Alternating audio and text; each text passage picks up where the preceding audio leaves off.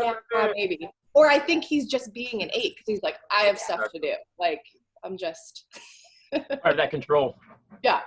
Stacy's excited to hear about her 8-wing today. Yay, Stacy. Oh, Logan, come here, buddy. Yeah, always about anything, Enneagram. Yeah. Don't mind me. It looks nice. I like it. This is like the half section up to flat iron it. Hey, like Beta. Hi, Steph. You see JoJo? Beta. Oh, Here we go. Hey, Steph. Hey guys. Let me pull the screen up. Hey, Miss 8, Steph, you excited for today? Yeah. Yeah. At first, your face was excited. I'm exhausted. Yeah. Joni, where's Dwayne and Autumn? Yeah. He should be on. He told Mom he was getting on last night because my mom is here. Oh, okay. Hi, Mom. She's somewhere in the room back there. Sorry, I didn't mean to ignore you guys. I lost signal for a second. Yes, Stacy, I'm exhausted because I didn't sleep, but I'm excited. Yeah, I can see it. I'm super tired. And I have burn marks all over my face. If you see it right here and here and here. I decided to take my always in a hurry self and cook dinner in 3 minutes before Cam's game, and I flipped grease all over me. Oh. Oh, man. Bubble. Remember last time I stabbed myself with a knife, so. Well, that means we're excited to hear about the injury for next week. Yes, right. Or try to avoid it. Yeah. Stand by. Well, Actually, yes, Dustin just went on Amazon and ordered this big old bubble room. It should be fun. That is hilarious. Stace, I like your shirt. Oh, thanks. That is. That laminin. The long dress with Oh, pockets. it's cute. I saw that. I'm glad I got to see that because I was thinking about ordering that. Yeah, I get it. It's nice. It's comfy. I like the pocket. There's Pocket. Let's all get it in different colors and wear them together. There you go. Yeah. Exactly. Yeah. You too, Bob. Is that laminin? Is that the symbol laminin? Laminin on her shirt? Bob, what does your shirt say? What your shirt say? Hers says face. Like a good neighbor, stay over there. That is awesome. That is not Christ-like. That's so. Well, maybe. That's funny, like a good neighbor. You can still talk to them. They're just over there. Good morning, there. You just get to share with more people. Good morning, Hey, buddy. Dwayne. How are you? Good. Doing good. Yeah, yes. Good. I'll put my video on in a minute. I'm doing my hair. It looks like a fiend this morning. So, Stacy.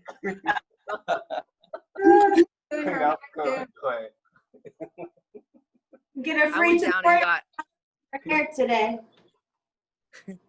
down the road from me. They have Amish donuts every Saturday morning that the Amish bring down. And let me tell you what, I stress ate this morning. Yes, I did. I loved every second of that 30-pound donut too. Had 2 fruit snacks last night. Yeah, I did. But I'm going to tell you what, the Amish know how to make a donut. Yes, they do. They do. I never had an Amish donut. Does it come with a dolly? Yeah. What? Does it come on a dolly? I don't know. Is it a trick question? Does it come on a dolly? Is it that heavy? You know? Oh, yeah. said it I was got 30 See, I'm pounds. sorry. I'm just not here yet. You know, I'm better than that usually. I'm real sorry. Okay. She's working up to her witty self this morning. I'm going to get there. I got some something extra in my coffee this morning. Not alcohol, guys. Deb, where's Dustin? He is not getting up. Oh, wow. I tried. He is, we have got a lot going on per usual, but he was up super late last night with me and with my dad. And I tried to get him up and he just looked at me like, don't you touch me again. I said, Okay. I'll go to group without you. Yeah. He loves you all. He loves you all. We need prayer. All right. Jess said she'll be on in a second. She said she got set up and was ready to go, and then her computer started updating. Yeah. Happened. Gotta make some adjustments on that. Yeah. So they've been trying to update my Windows 10 as well. So I know that mine has been updating as well. So let's hop in. Molly, are you still there? Are you somewhere in the background? Probably. Okay. I'm going to assume you are. Oh, there you go. I'm just getting the kids out the door. You can get started. No worries. I know you. Ah! Everybody's bought new puppies apparently. So, all right. So we've been on a hiatus for a month. So I'd like to hear from everyone on how's it been going, on being able to snap, being able to pivot, being able to continue connecting to your spouse around their lenses, right? Not our lenses, but their lenses. Oh, did you say where Dan was, Stacey? Right. He's right here, just not in the. Okay. So, Bob, I'll let you go first, aka Oh, you let me go. Okay. Teresa, or the name tag there. So how's it been going? How's it been going for the past month? Things been going pretty good. Sometimes trying at times, especially with work. Yep.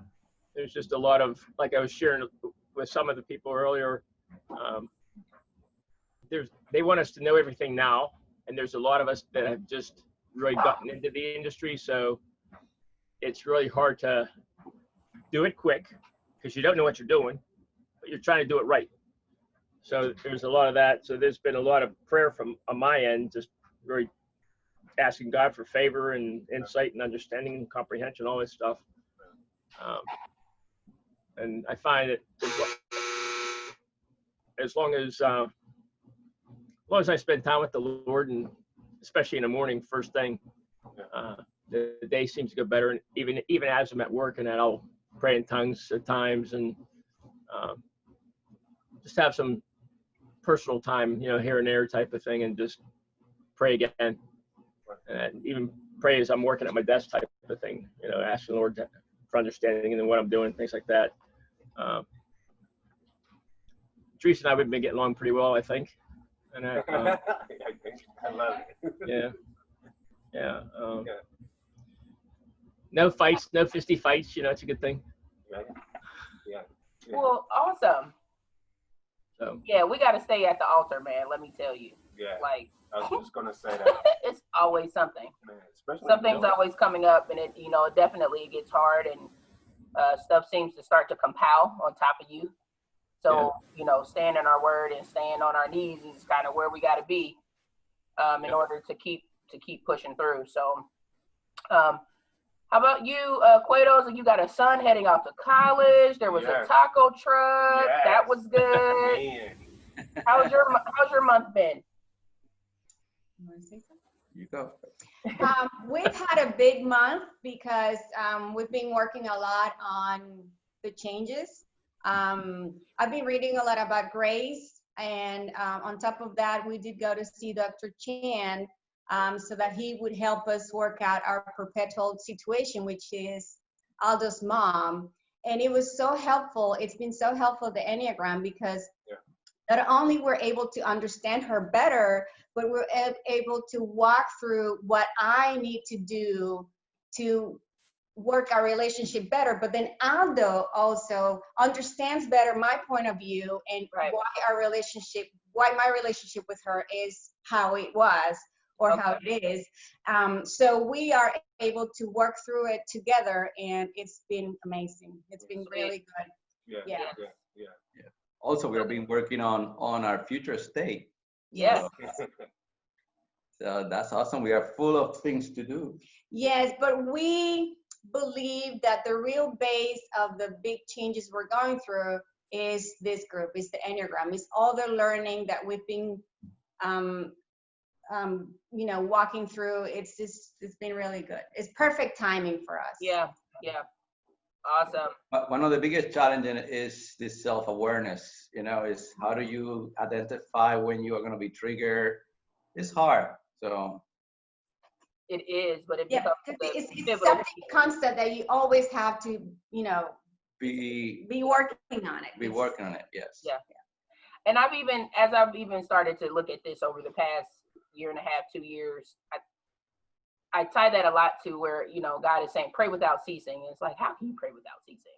But I think if we're in a constant state of, to Aldo's point, checking ourselves and, okay, was that, you know, what should I be saying? Is that the right thing to do? And praying that, saying, Holy Spirit, okay, I need you to help me with this. And like, that's a constant prayer life of, I am petitioning God for everything, every little thing, because he cares about every little thing. So we should never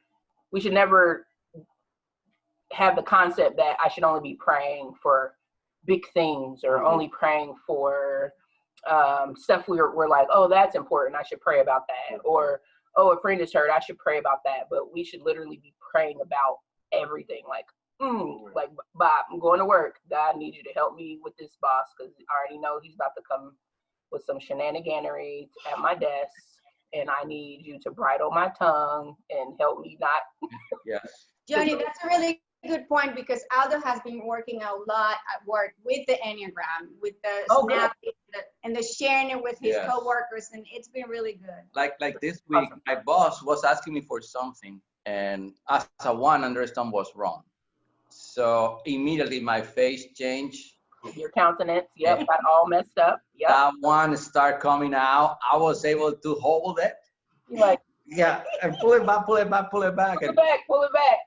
And I started asking questions like I was done. And could you explain me more? There you go.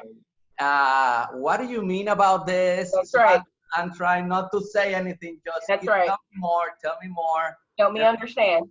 Yes, tell me understand. And that's right. And I was able to get out of that.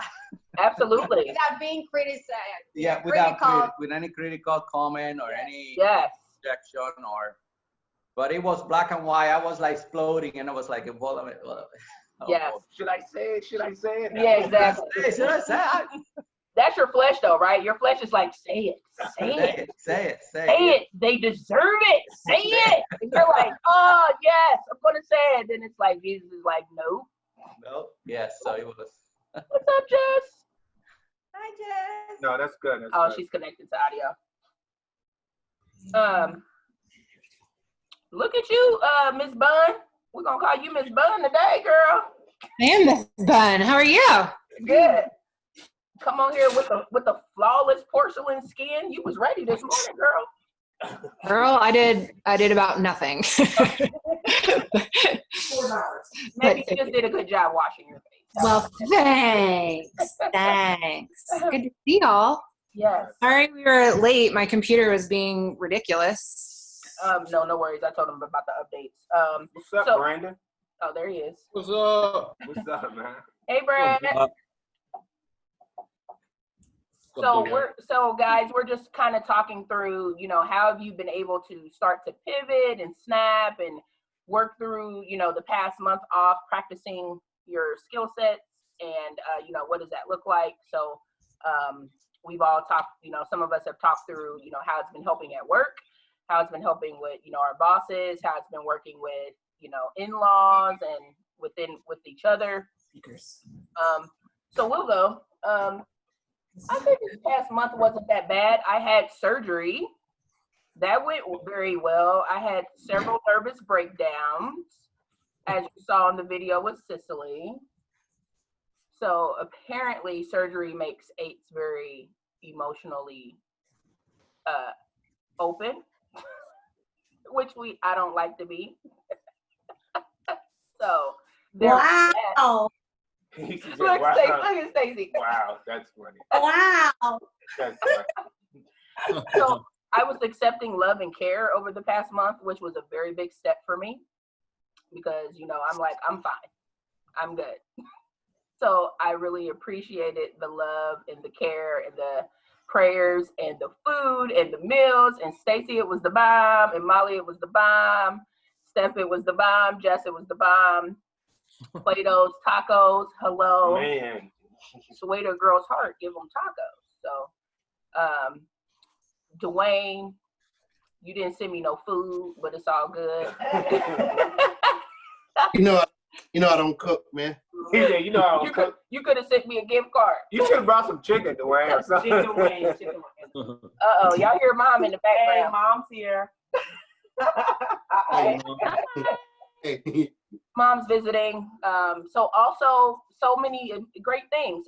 Alondro gave his life to the Lord, our Yes. son. So that was awesome. In the past month, he's getting baptized tomorrow. Yes. Oh, how exciting. Yes. Wow. So there's that.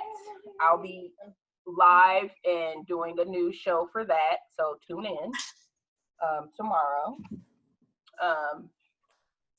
Me and John have been okay for the most part. He's worked my nerve. You heard mom back there, right? He's worked my nerve. It would be me if I didn't. I guess that's true. Very volatile though, okay? Because he does it on purpose, and that's what we're going to work on. We're working on that. Not purposefully annoying your spouse.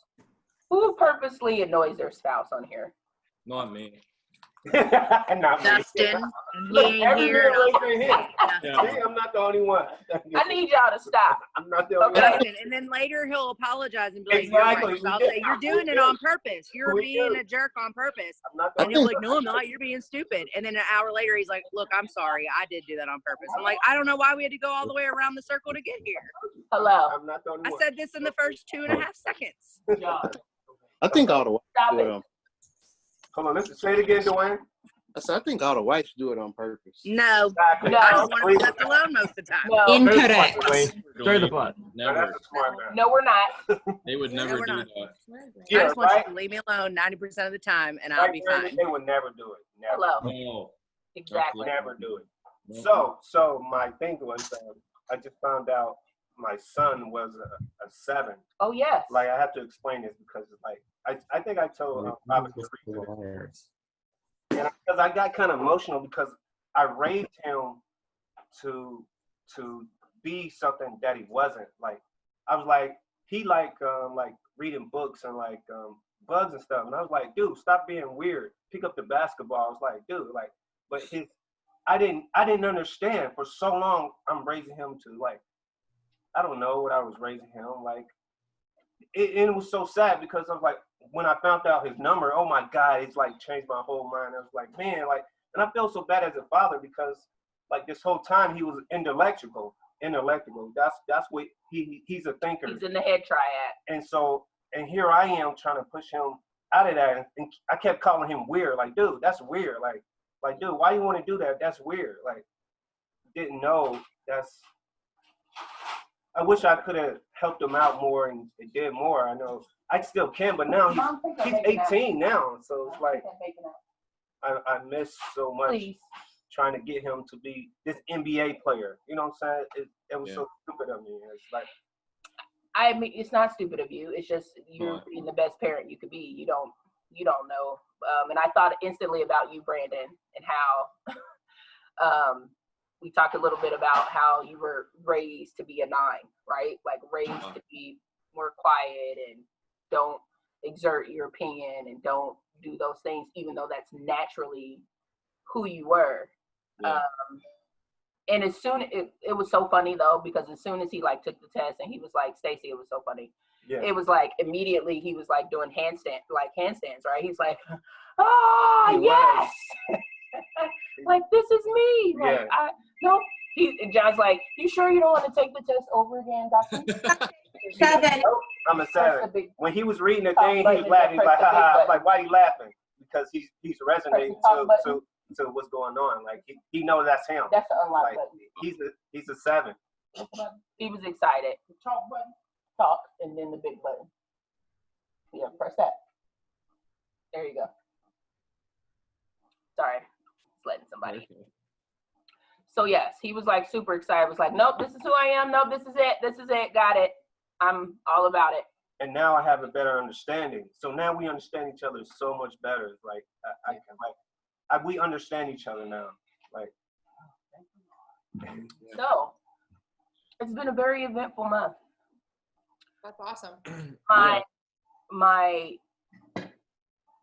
area below the waist though is shut down for 8 weeks, so that's hard. I've been doing good. TMI. No, we talk about this. This is marriage group. Listen, I actually. No, we talk about these things. Listen, I've actually been doing good. Like I have been doing so good. I don't know. Listen, I don't know about Molly and Brandon. Molly and Brandon, I don't know about y'all, but my down below the waist, I don't even, is it there? I don't know, because I have a 2-year-old up my ass all the time. I don't know. I don't even know if I have one anymore. I know Dustin has no idea. We're going to pray for that. See, I'm on restriction. We just don't have time. Nobody's mad over here. We're just tired.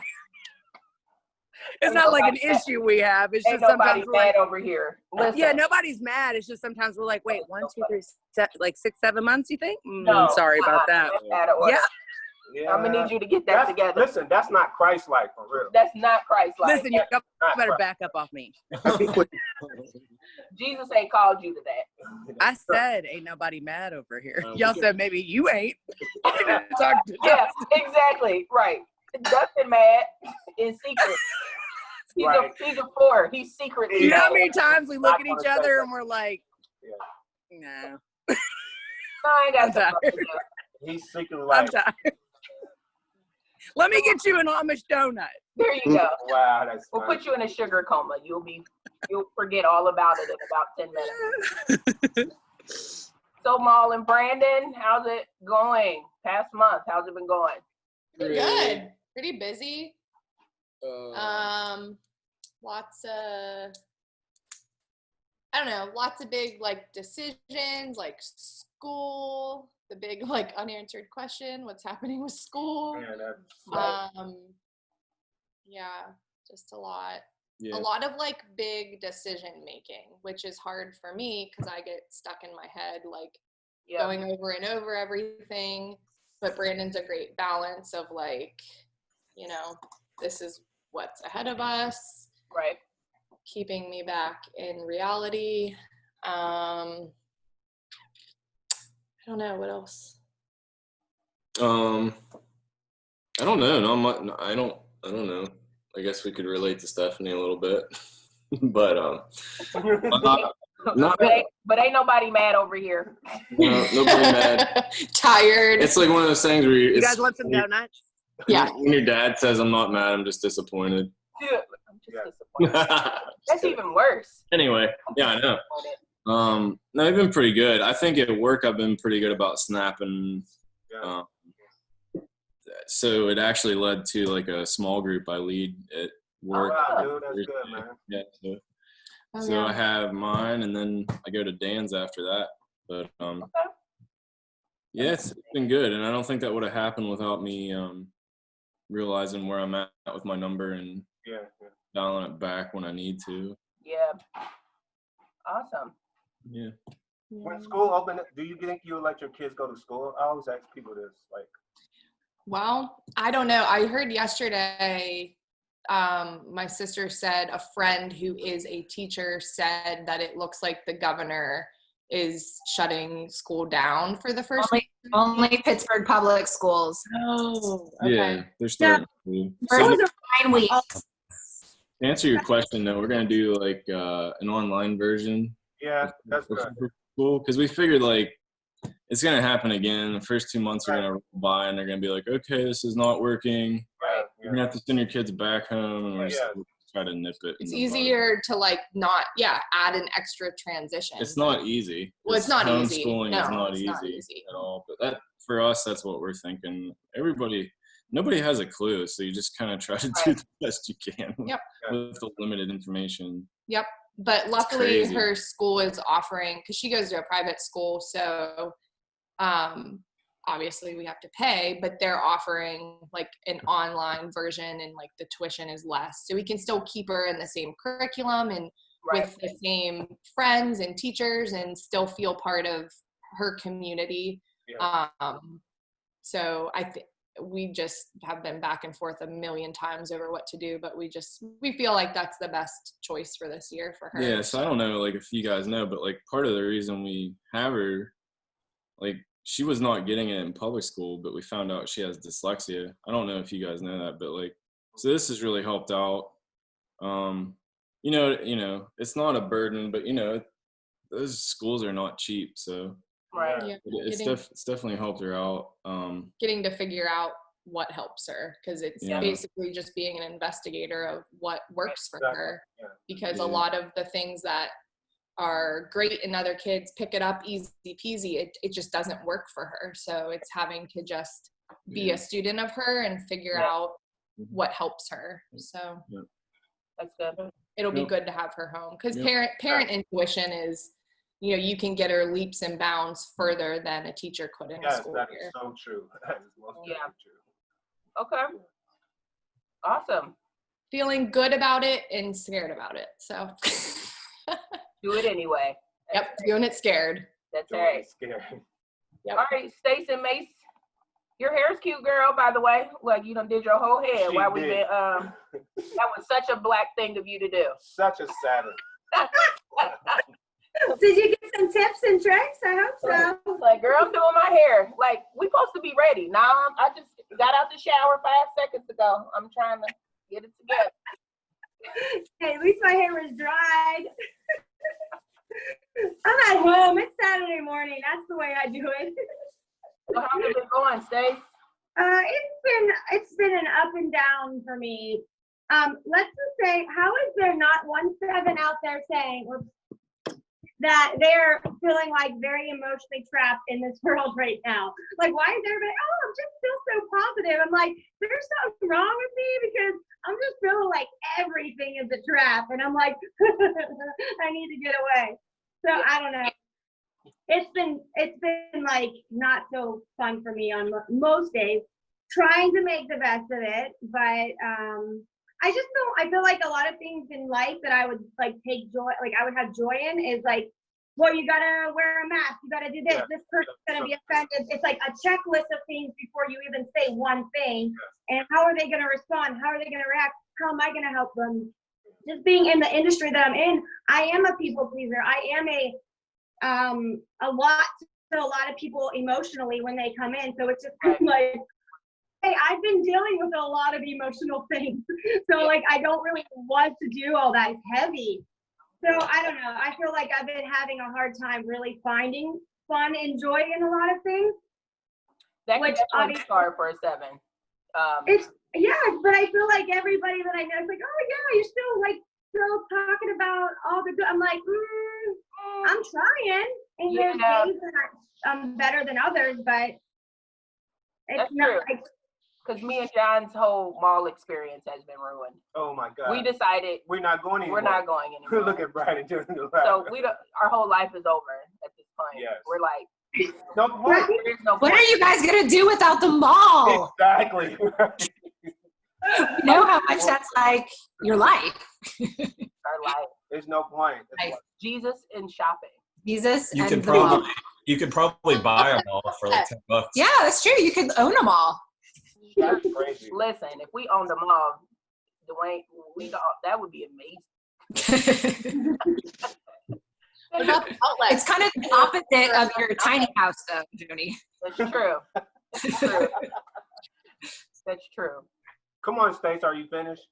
I don't know, but it's been fine, I guess. I'm dealing with it. I have no other choice, so I'm finding a choice. But like, it doesn't help my like, I don't know. I've been going to the doctor for how long now, and I just keep getting more bombarded with other things that like make me feel even more crazy. So that's part of it too. I think my hormone levels are just really jacked up, and I keep overthinking, and then I feel like I just keep researching it and trying to learn things, and I'm like, okay, this is stupid. Now I have like an elephant sitting on my chest for like 4 weeks now, and I can't get rid of it. So I need to like find my balance point. But no, I mean, ultimately it's good. We're Dan's building a deck on our house, so that's fun. That's a project we can do together. So not do together. I'm just hanging out with him, doing whatever he needs me to do. Make some smoothies or something. But no, it's been good. The kids are doing good. I am sending them to school because they want to go back to school. Wow. Not that I really want to send them to school with masks and things like that, but I want them to feel normal. And they want to go to school, so, and I don't really know how I'll do it if they're not in school. I don't know how to work around all of that.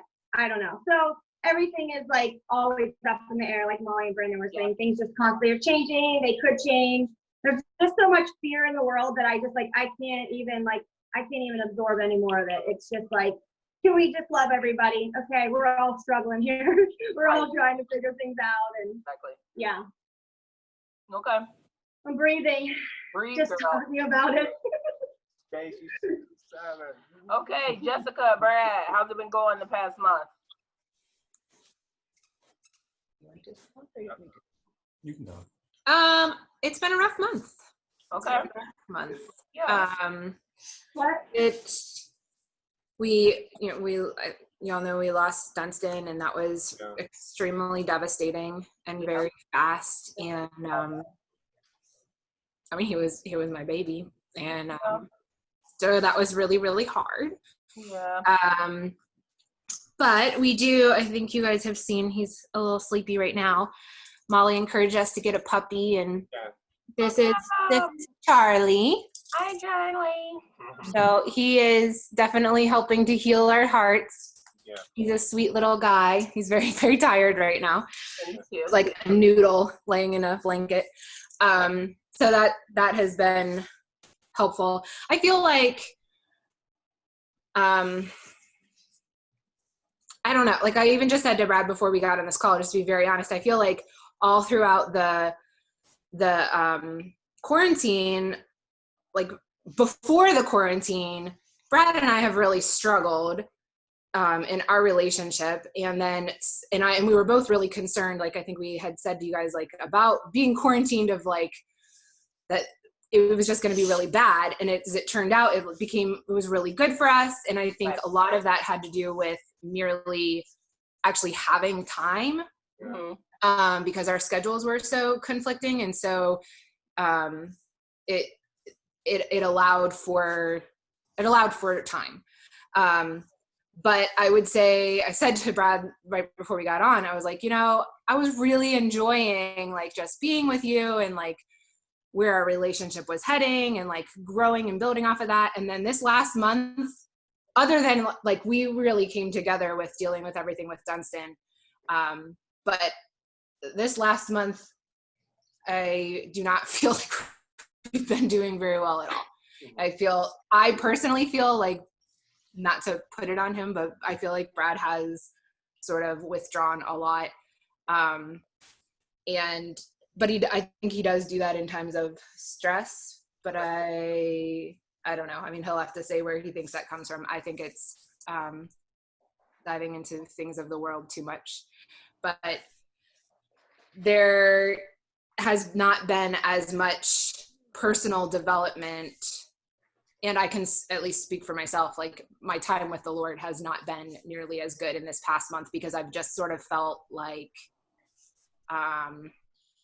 survival mode, like eking out where I can get some joy. I've spent a lot of time with Molly and her girls, which has been more helpful than I can say. Molly really just loved me well after how much my heart hurt with Dunstan. And she knew that I just needed to be with people who loved him and loved me. And so being with them, you can't help but have joy. They're just fun girls. So I've spent a lot of time with them, and also tried to probably not spend a lot of time in my home, like because it just felt so empty. Yeah. So therefore, like my time with the Lord has not been the same, I will say. It's not that it hasn't been there. It's been like, God has been so sweet to me, because I feel it's like just in like the silence and the peace, like I would wake with songs of praise, like literally like coming out of my mouth or like in my mind, and like just all of these small things that I just feel like were the Lord placing like just a sweetness. that I'm so grateful for. But it's just looked different. Like normally my time would have been more like in the word or in worship, and it's just been more like sitting with him. Which is fine. Like it's good.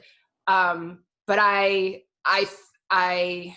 don't know. I feel like I'm just rambling. No, there's just been, I don't feel like, I guess what I was getting at was I have not, for someone who is usually very immersed in personal and spiritual development, I haven't been investing as much time in that because I've just been more in like, I just need peace or joy or like survival mode, as opposed to it's time for me to grow.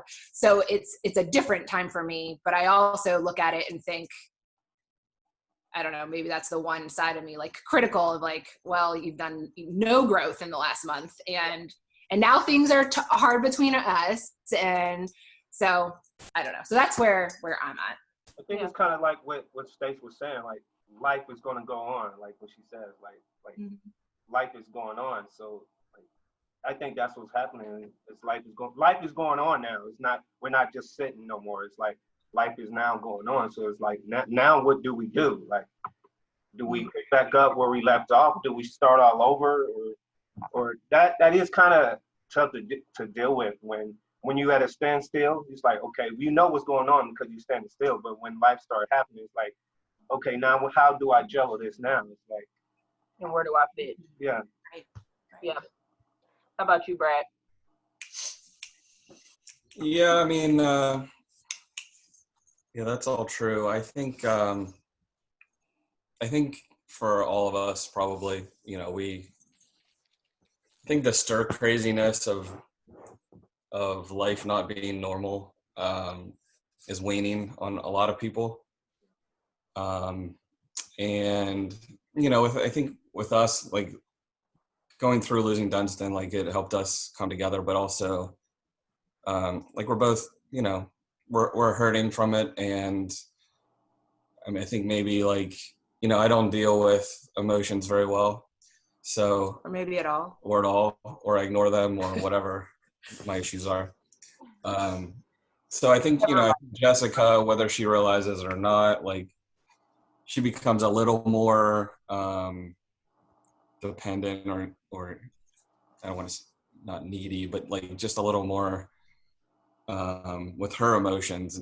And it's a little bit of a struggle for me, since that's not my forte, for us to like really like it went from like, we went from immediate mourning process to like it kind of pulling us apart because she's needing more and I'm not good at providing more. Like, not good at it, so you don't know how to actually help her process emotions if you don't even process them yourself. So yeah.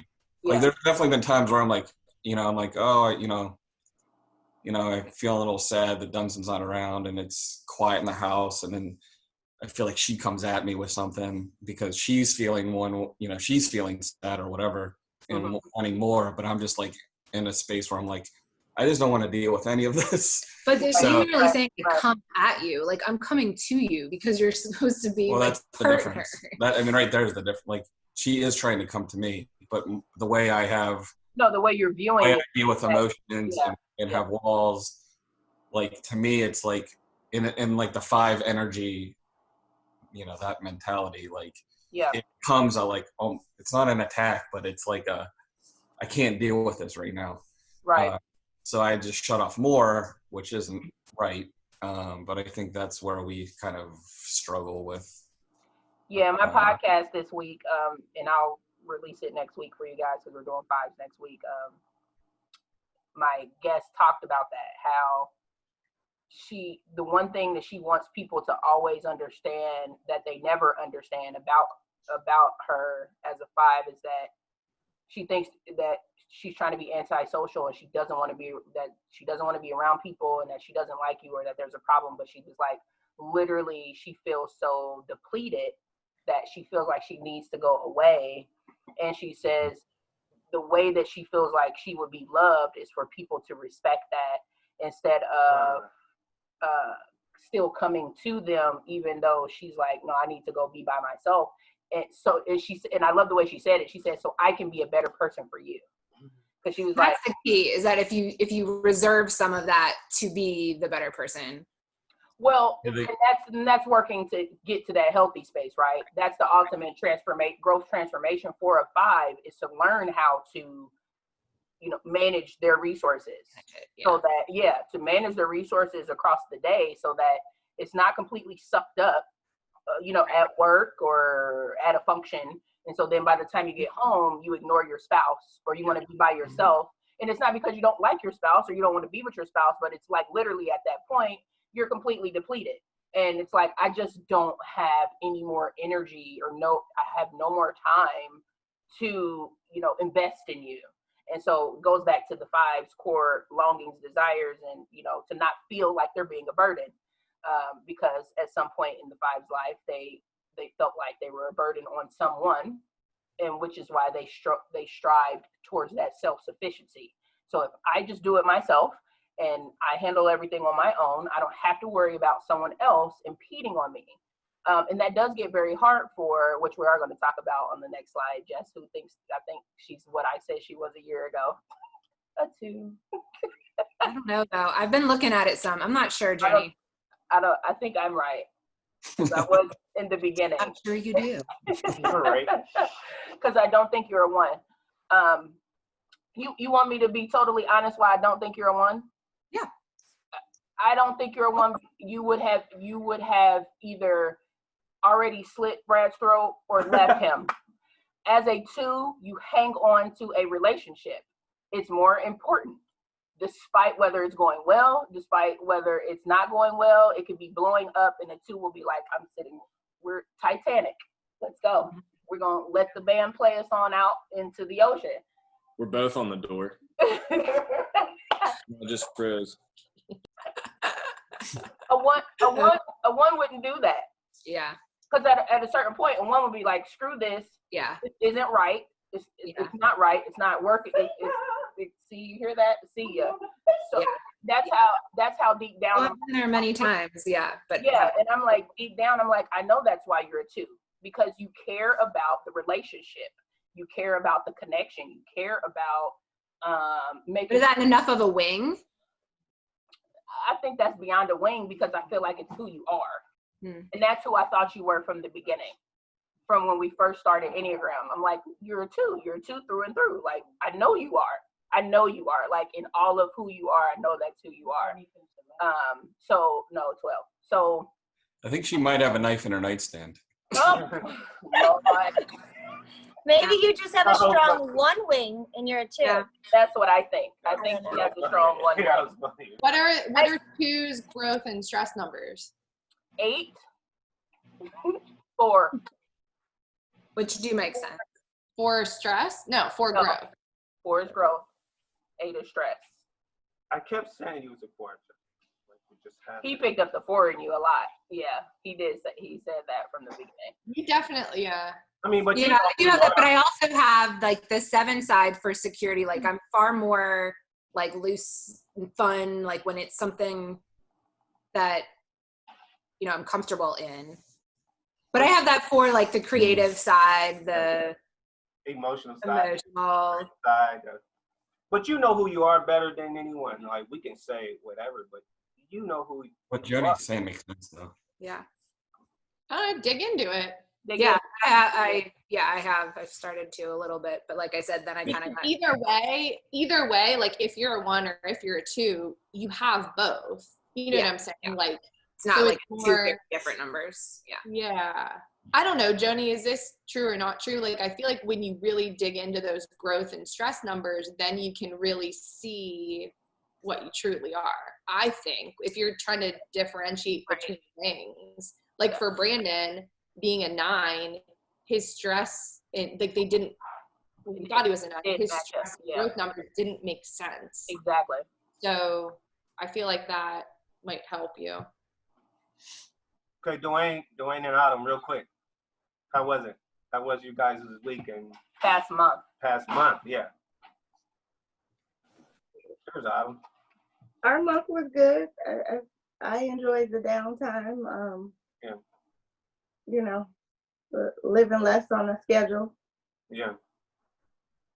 Yeah.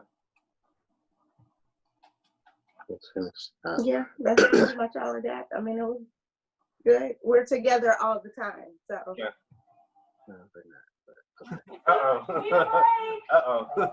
We're in the same building then all the time. Okay. Let me be more specific. Yes. Yeah. Yes. Good Lord. Well, mom, yeah. See, this is shenaniganery. Dwayne. No, I was just gonna say it was it's a month of up and downs. Yeah. I'm not there as far as doing the snap thing. Yeah. Yeah, so I don't know. It's I guess when you've been one way for a dominant part of your life, it's like hard to change somewhat.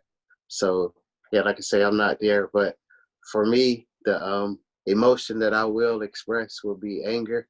So, and not to express that, I just be quiet or whatever.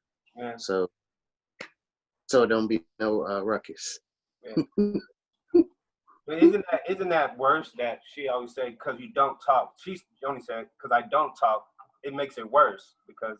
But to your point, Dwayne, I understand. Well, you're retreating. It's a difference between you're trying to gather your thoughts in order to have a very thoughtful conversation versus I'm retreating and I'm refusing to engage in the conversation. That's two because things. when you're angry, you really. I said it's okay to retreat to gather your thoughts. That makes sense. Everything's taken like even when me and you talk, everything's taken like at such a negative connotation. So even like I said, when me and you talk, I gotta text you back and say I don't mean that in a nasty way. I'm just saying, what I feel or what it is. I'm not being nasty. I'm not being mean. I'm not throwing no jab, no nothing. That's just kind of like what it is.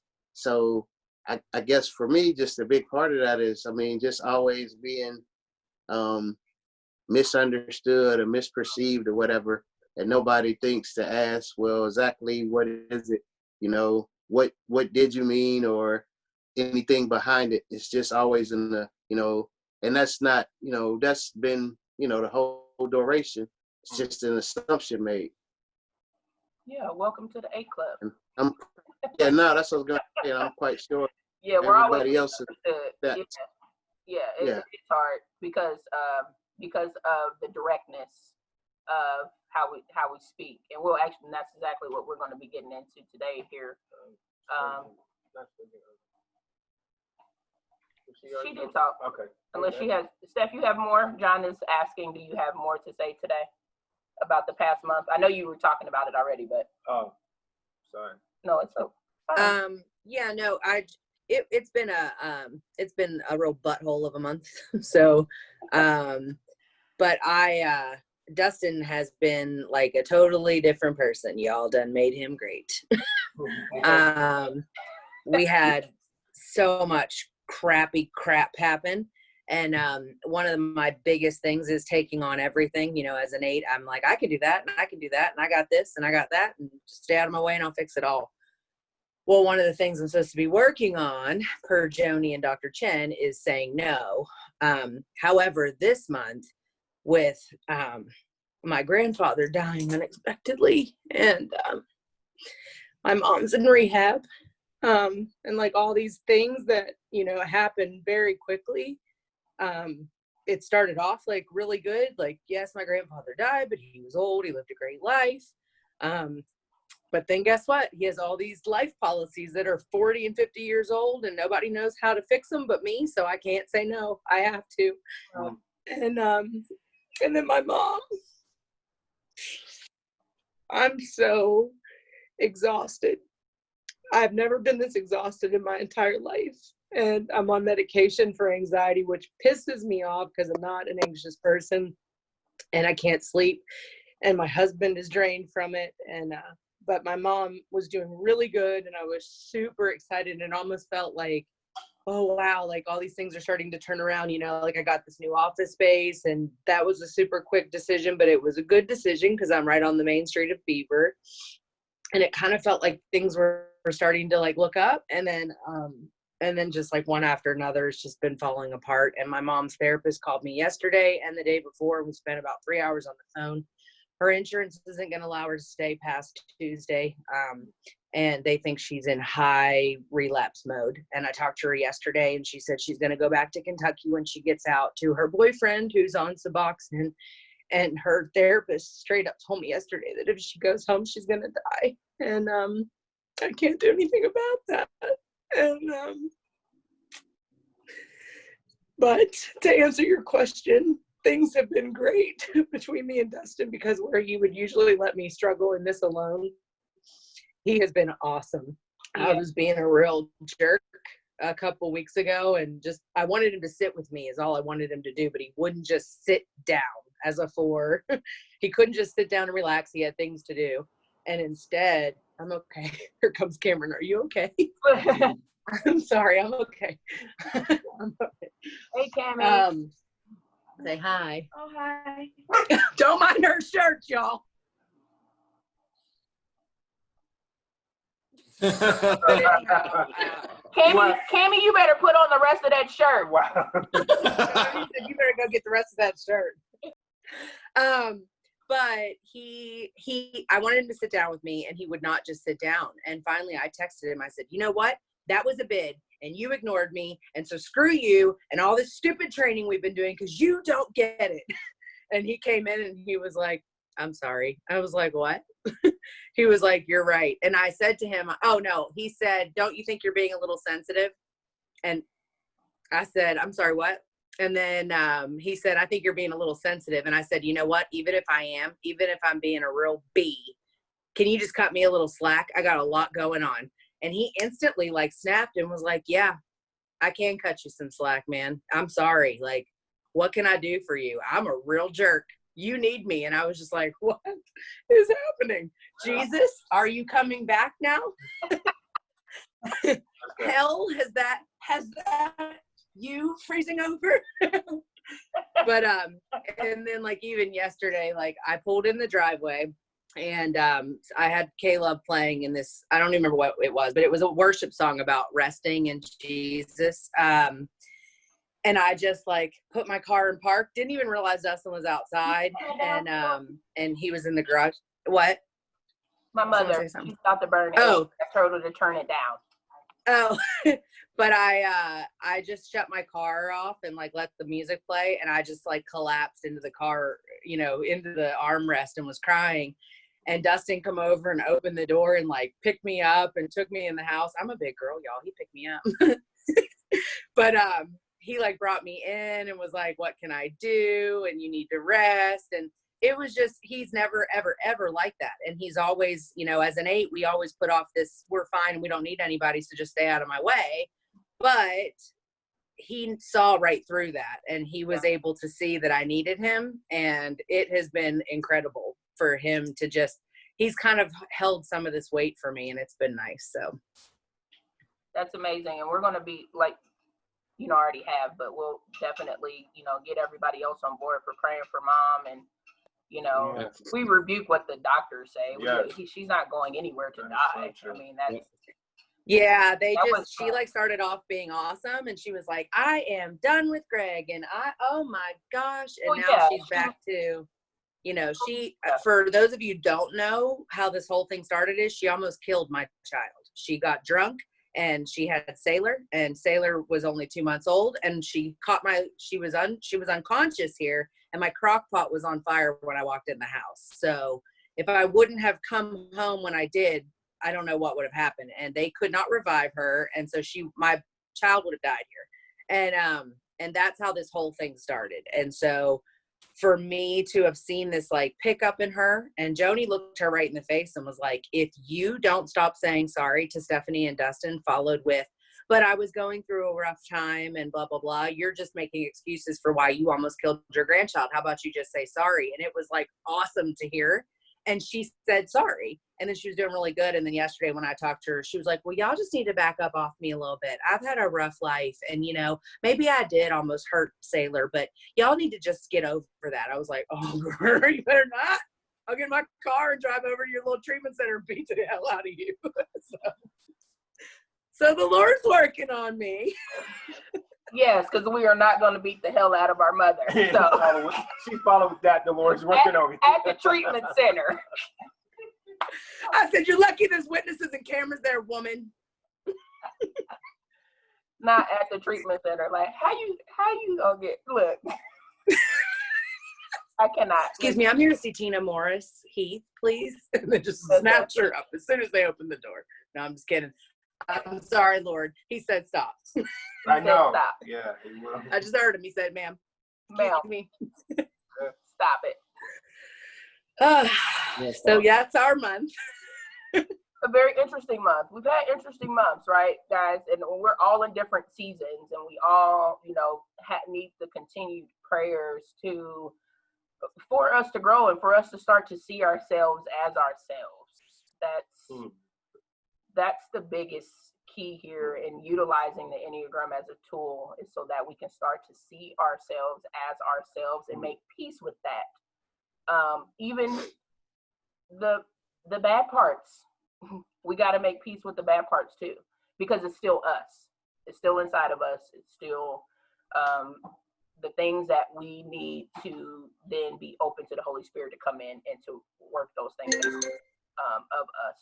So we are doing the 8s this week. As you heard Steph talk about, Dwayne talk about, me talk about, it is a challenge, the challenge of being close and the challenge of letting people close to us. So that was, I thought this was a befitting video just to look at, you know, how do we go from being independent to codependent to interdependent, right? Because that's truly what we want to work towards, that we're working with other people, having good relationships. We're not unhealthily just depending on them, and we're not unhealthily all the way to the other extreme, being just independent by ourselves. So we want to grow together, not alone. So let me get into this real quick. It's not a long video, per usual. It's 4 minutes, and then we'll chat about it here after it's done. So into Britain we go. In order to survive in the world, we have little option but to spend our lives being rather defended. That is, at one remove from our more vulnerable sides, closed off from certain emotions, focused in many cases on not feeling. And yet, in relationships, quite the opposite is required. To be good at love means to have a capacity to reveal one's hurt, desire, and tender sides.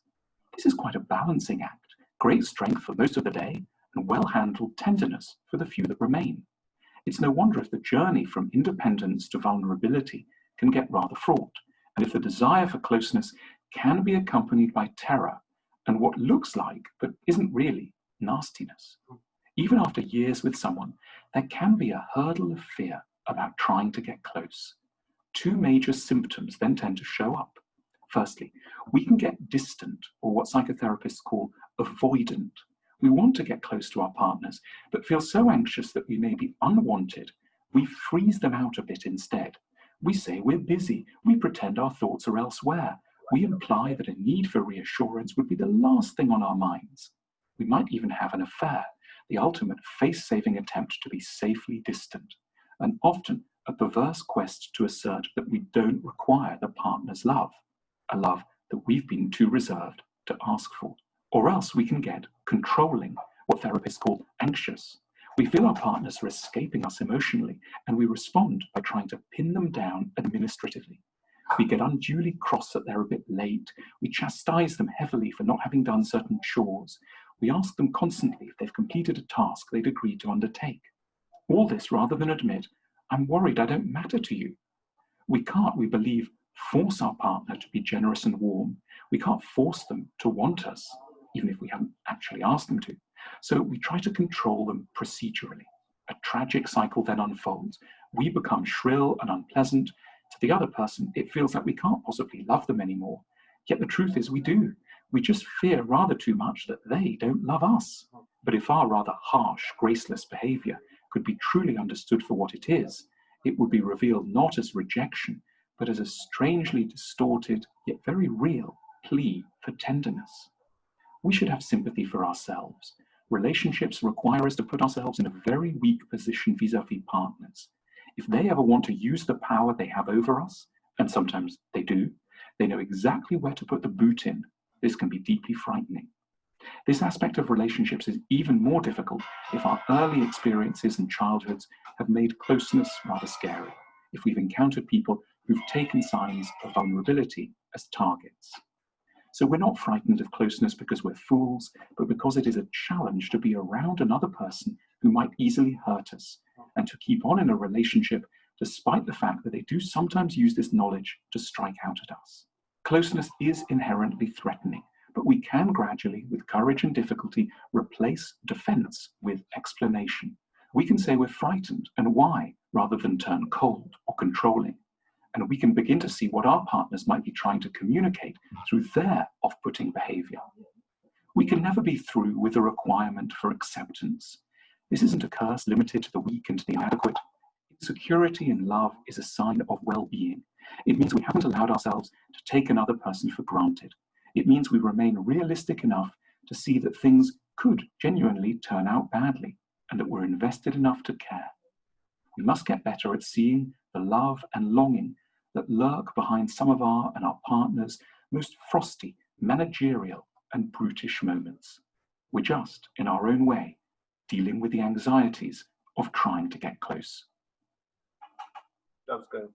I know, right? That was good. So what'd you guys think? Oh, let me. This is first. Amen. There it is. Pause. Who was that? Brandon? Yeah. What'd you say? Amen. Man. Amen. Amen. So good. Amen. I feel like I do that a lot as an 8 because ever since I was a kid, I'd get hurt or something, and sometimes it'd be pretty bad, you know. But then my mom would be like, "You all right?" I'd be like, "Yeah." She'd be like, "Do you want me to?" No, I don't know. And then she would. So she's like, "Okay." I'd be like, "No, I need you to look at this." No, that's my arm's broken. Yeah. So That's like Theta already. As soon as she falls, I'm okay. I'm okay. I'm okay. I'm good. So Molly, like, if she did not, like, I don't know, like, if I'm like trying to bid, you know, trying to do those bids, and she doesn't pick up, or if I feel like she intentionally just like blew me off, I will like just be like, fine, and I'll just head the complete opposite direction. Mm-hmm. I'll just be like, I don't need it. I'm fine. Fine, I won't ask for it again either. Yep, I'll go 15 years without asking for that again. Meanwhile, I'm Ain't just like, ain't nobody mad over here. ain't nobody mad. Meanwhile, I'll just like, you know, that's like the thing. It just compounds it. I know you're trying to show off. It does compound it. You know, I get in my own way, just like that video said. Yeah. What'd you think, Dwayne? Do you find yourself doing some of those things? No, other than the silence. You are in denial. It's not a river only in Africa, you know. I think it applies to more than just the 8. It does. Yeah. It does. True. It also applies to the 5, and it also applies to the 3s. Yeah. So I can see. And the 4. Yeah. I can see it. I think it applies to more than the 8. It does. It does. All these videos touch all the numbers, by the way. I picked certain ones that kind of hone in on a specific problem for number.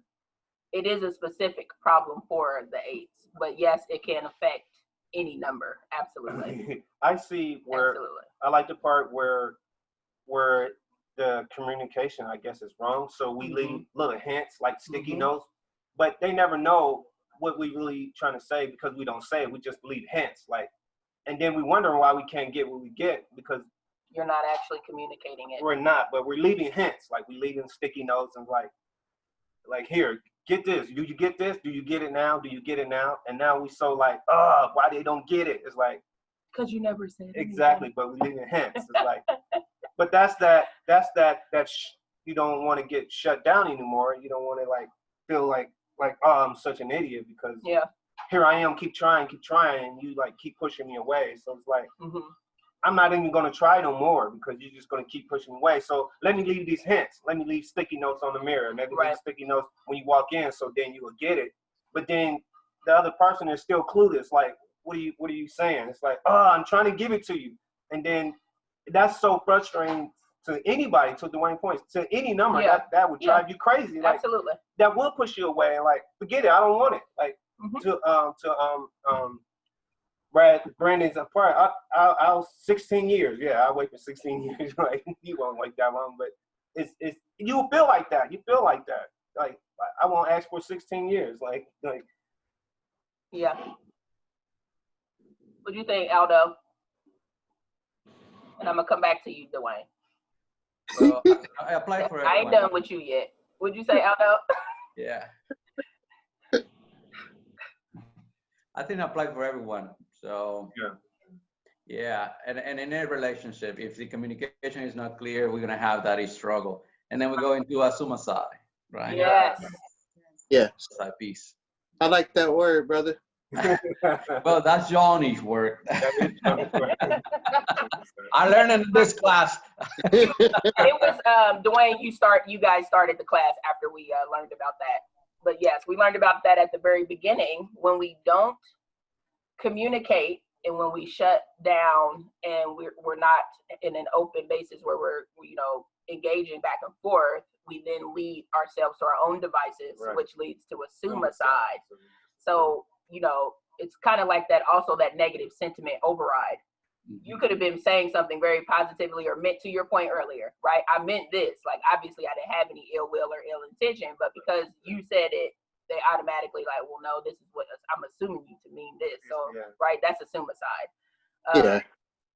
But for sure. But I still want to come back to you though. So. Yes, right, Aldo. You are not exempt.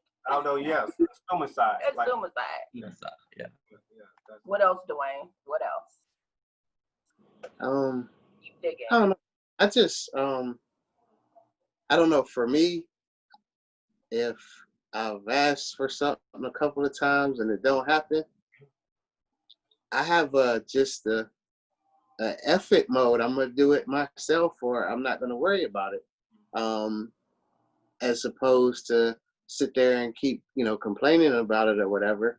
And maybe that's because I'm of the used to the mindset, suck it up and drive on. So so I mean, even us being young, we gotta keep it moving. Put your emotions, your feelings in your pocket, in your back pocket, and keep it moving. So that's why I say it's hard to change those things when you've been doing it for pretty much your whole life. It's hard. I mean, you try, and that's not to say that I'm not trying, but I'm just saying I'm not there yet. So of course, yes. Yeah. And that's the idea.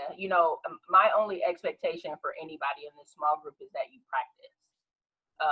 So I'm not expecting for, everybody to be this, completely opposite tomorrow. I want you guys to take the tools that we are learning and the skills we are learning and practice them on a regular basis, because that's the only way to that point, Dwayne, that we will end up doing something different, right? That's the pivot. I'm never going to learn to pivot if I don't start to try to do something different each time. My normal reaction is to do this. I need to just think of something else. It doesn't mean there's a silver bullet or there's an automatic right answer. It's just don't do what you normally do. So if your normal reaction is to shut down, engage. If your normal reaction is to walk away, stay.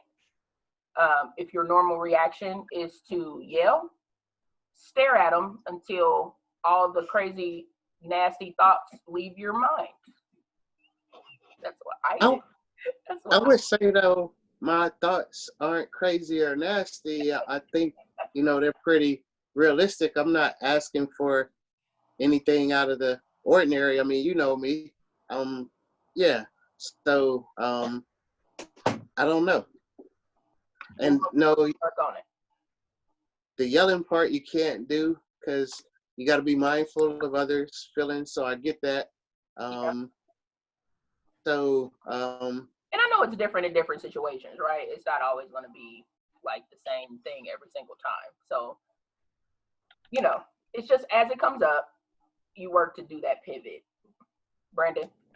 I was going to say, this is something we talked about, talked with Dr. Chen about, that as a couple, because you were talking about yelling.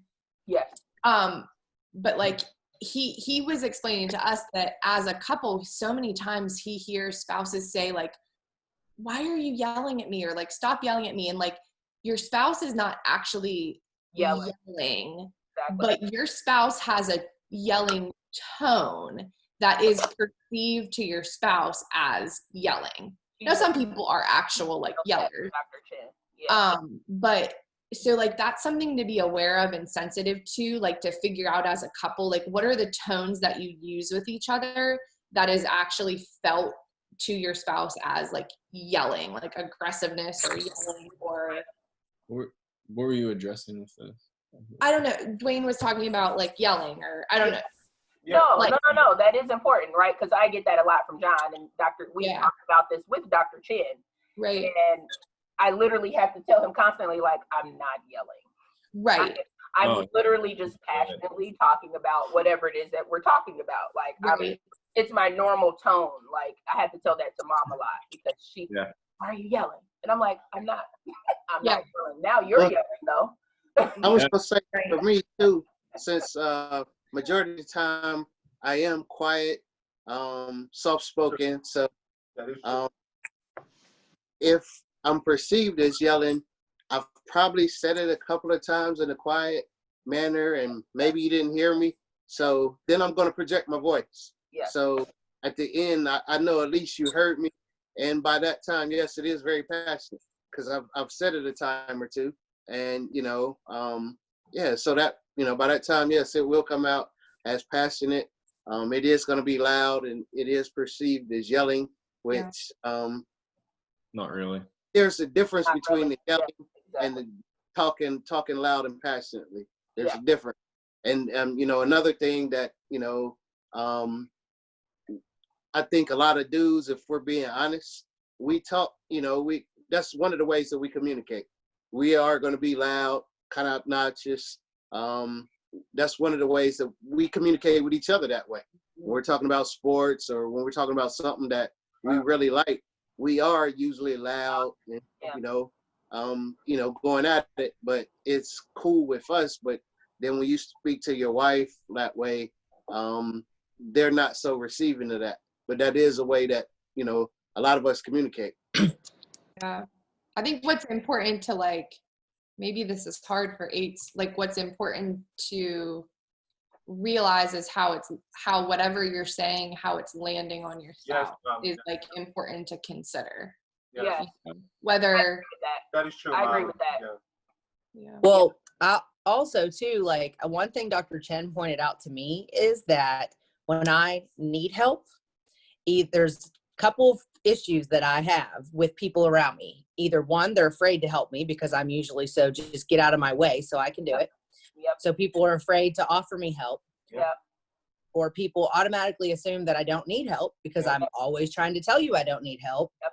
And then also when an 8, I think I at least do this, when I finally do say I need help, I'm already pissed off that you haven't helped me already and just knew I needed help.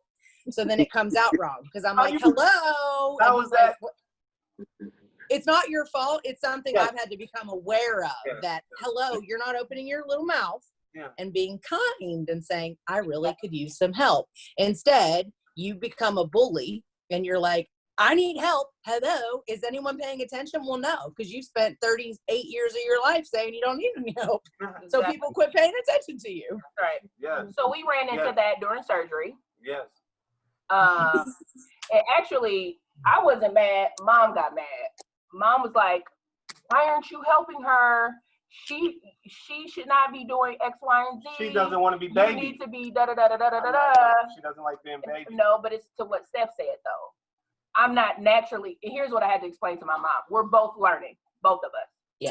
He's learning that he has to engage with me and not think that I'm going to do it all myself. I'm learning that I have to actually ask versus getting to the point of, okay, my sutures are bleeding. Did you not think I needed help changing my bandage? Like, right? I need to not get to that point of, you know. So, and that I explained to her. I said, well, he's learning too because I've taught him that I don't need help. I've taught him he doesn't need to ask me whether he, you know, for that help. So it's a learned behavior for both of us. That's true. So it was a very, although it was a hard month, it was a very good and learning and growth month for me. And I even think for you too, because viewing me differently. True. So that it was big. It was big. Yeah. Yeah. I'm still well, and two, the other thing too is that I have had to become aware of as an 8 is that when people do offer me help, it's not a control thing. Because like Dustin's mom, she's over the freaking top. If he has a fever, she'll be here with some soup, a wet rag. And I'm like, dude, can you go home? Listen, that's what I was telling Jessica. Like, listen, I am okay. She's like, no, you're not. I'm gonna bring it over. Well, and I have to learn that's love. Like that is not control. That is it's love. Right, exactly. And my family's not like that. You know, my dad's like, oh, she's cool. You know, my parents went to Costa Rica when I had my breast surgery, and his mother was appalled. She's like, how did they leave the country when you are going to be in surgery? I'm like, what are you talking about? Crazy. Ain't nobody need them here. Okay. But in all joking aside, for me, like when Dustin's mom, like I was in the hospital a couple years ago with my neck and she was like, why didn't you call us? You never talk to anybody. You don't ever ask for help. And I'm like, you need to back up off my face. You need to get out of my face because I'm going to lose my whole stuff on you because you're trying to control me. I just want to be left alone. I had to come to the conclusion through journaling and that's not true. I don't want to just be left alone. I think I do. But one epiphany I have had is this time that I'm going through right now that sucks. And, you know, I told Joni this morning, I feel like I'm having a pity party for myself because I'm so damn sad. I'm just super sad and I'm never sad. But I have a right to be sad. There's a lot going on right now, you know, but I will tell you what, for the first time probably in my whole stinking life, I have this person here who is aware that I don't know how to ask for help. And he has been all up in my face. He's one of the only people I'll let do that. Because he's my husband. If his mom was over here right now trying to help me, I'd be like, please freaking go because you're going to make me implode. That's right. But and again, I have to understand that she just loves me. And I'm lucky to have a mother-in-law that loves me like that and is not, you know, you do this wrong, you do that wrong. You know, she just thinks I'm the best thing in the world. But I'm not used to seeing love like that. My family doesn't show love like that. And so, you know, for me, I had this epiphany like, oh, man, like this feels good to have somebody helping me and I didn't even have to ask for it, you know. And it's just because Dustin has grown so much that he realizes even though I still didn't do my part and ask for the help, which is what I'm supposed to be working on, he didn't need me to this time. He just stepped in and was like, let me carry you, wife. And I was just like, that was so good right there. He realized that even though you didn't do your part, it did not stop him from doing his. Right. And then it made me more aware of my part. Yes. But then did everybody get that though? Because that is a key piece in relationships. That's a key piece in this whole thing called marriage. That sometimes your spouse is not going to be able to do the things that they need to be doing, even though they've learned. They've been to all the trainings. They done showed up to all the classes. They went to all the classes. And they still don't do what they're supposed to do. But if you have the inclination, the clarity from Holy Spirit to show you like, nope, they still need help. Go do it anyway. Go help them anyway. Go engage with them anyway. That's huge. It was big time. And I will say, like, sometimes if you're with an 8, just know that like for me, it's not It's not that I don't want to ask for help. It's literally me. For me, especially carrying all this stuff, like I said, like with helping with my I don't have a choice. I have a choice, but I don't want it. I don't want the alternative. I want to help. Right. And that's a choice that I'm making. So for me to say, I need you, I need help, I need God, it's just another defeat for me, you know, because we always have it in control. So for me, it's just super hard for me to sit down and be like, man, I really need you right now. And so, yes, I know I should do it. But in this time where my whole life feels like it's caving in on me, it's just something I wasn't capable of doing just yet. What do you have? Amen, Stephanie. You know that Arlene, I'm having the discussion with Arlene. I think she's an 8 and she's an 9. Arlene, come on over to the dark side, girl. You know, but Aldo, listen though, Aldo, it's funny because during the first class, I told her she was an 8. And she was like, oh, I'm a 5. No, she's an 8. We had the same discussion last week. I said, like, why you don't ask for help? And she says, I don't have to tell you that I need help. You just gotta help me. You're supposed to help. You're supposed to help. You see the stuff there, you don't do it. And I said, if I do it, then you think I am criticizing you. Exactly. Because I'm not doing it. Right. But then I see it because I see it. And I see it, the first one I see it, but if I touch it, I know you will think I am criticizing you. So I'm not doing it. I don't ignore it. Just know the 5. She's gonna me because I don't help. Yes. Yeah. You ask. Yeah. Yeah. It's like living with a double-edged sword. Oh, yeah. You're going to get caught anyway. Yeah. You're going to do it wrong, but if you don't do it, you're going to die. So yeah, you're going to die. You pick which death you want. Like, Joni, I think there's a big cross between the 8 and the 5. It is. That's what I was going to say. That's what when I was waiting for him to get done. They're connected, obviously, right? So they're the stress and growth of each other. So yeah, I think one of them commonly mistypes. Yeah. So that's the really digging into, and you'll go to the 5s next week. So I want you to pay attention this week and then pay attention next week for you to be like, okay, am I a 5 or am I an 8? I'm not an 8. I'm not an 8. Well, and usually too, like if I'm in my normal stressed life, I'm an 8 in the way that I will freaking lose it. I completely come unglued and anger. But when I'm under this amount of pressure, I immediately turn into Brad. No offense, but you know what I mean? I'm a 5. I shut down. I told Joni this morning that I was coming to the meeting, but that not one part of me wanted to be part of it because I literally wanted to just shut my Facebook down at this point, shut my phone off because everything is bad news. You know what I mean? And when I said that Dustin was up all night with my dad last night, my dad's brother, who's my absolute favorite uncle in the whole wide world, was rushed to the hospital and had emergency surgery for 6 hours on a tumor that they found in his spine that has completely eaten through his spinal cord. So it was like just one thing after another. And I was like, I'm done. Yes. That's it. I'm done. I don't want anybody to look at me. Don't speak to me. And I just told Joni, I said, my instant reaction was to go, okay, well, that's what the enemy wants me to do. So I guess I'm going to show up at the meeting. but that's the pivot though, right? Yeah. The idea is that through all of this, we're learning what those triggers are. We're learning what those activations are. So as soon as you're activated, as soon as you're triggered, you're like, okay, I literally have to fight to not do the things that I know are going to be easy and detach me from relationships. Yeah.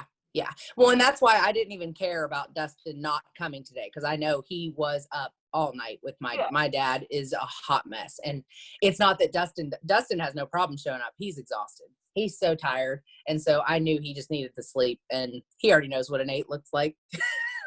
So trust me. Get back with Dustin, what she said, picking you up, and Johnny's like, see, this was about. For Molly, I guess for Aldo too, and Adam, for the 8s, like, how do we know? We don't know. Like, I would love to come and pick you up and like, but you'd be like, get off of me, like.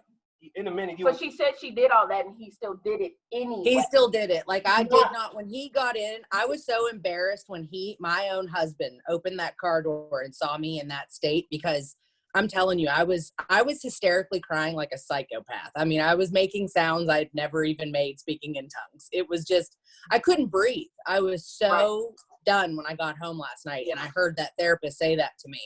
And then I had to call my mother's doctor, her regular doctor. And one of the hardest things I've ever done in my entire life was call her doctor yesterday and tell him to stop prescribing her Xanax because she's an addict. Because I know she is going to come loose when she finds out I did that, because she doesn't have a problem with pills. However, her doctor says that it will become a problem if she's not got the alcohol. So for me to overstep my own parent and it was more than I could bear. And so when Dustin saw me like that, I was instantly embarrassed. I was appalled that he saw me, because I thought I was all alone, and that's the only time I would let loose like that. And he like reached in and grabbed me, and I was like, don't, just leave me alone. And he was just like, no, I'm not leaving you alone. You need me. Here I am. Let it all out. And when he said that, like, I would open up the door. You'd be like, "Shut my door!" Like, what you doing? Open up the door. Like, yeah, but the difference, difference is he just kept fighting me until I let him. Dustin stayed and didn't go away. Man, you would say fine and go away. Exactly. That's what I mean, though. He would have before, but this time he knew that he was not going to shut that door, and I knew it too. I've never heard him be that firm with, "No, I'm not leaving. You need me, and I'm here." And I was just like, oh, well, that's a hard no he just gave me. So here we are. But it also, I don't know how to explain it. Like the first time you see your child's face, I mean, it was this relief of pressure off of me. Like, you know, when you're in the moment of something and it's awful, and you take that deep sigh and let it out, and you can just feel weight come out of your breath. That is what it felt like when he would not leave me alone. And I have never felt that before. And it was just, I cried for probably 30 minutes and my whole face is swollen still. But I needed him to fight me. And that's the thing. I needed him to fight me, because my 8 was all the way up, puffed up chest like a lion, and wanted me, you know, I just wanted to say, leave me alone and just leave me be with this. But I needed him. So he didn't. And that was probably the start of something new, because now I know what that felt like to finally trust and let somebody in.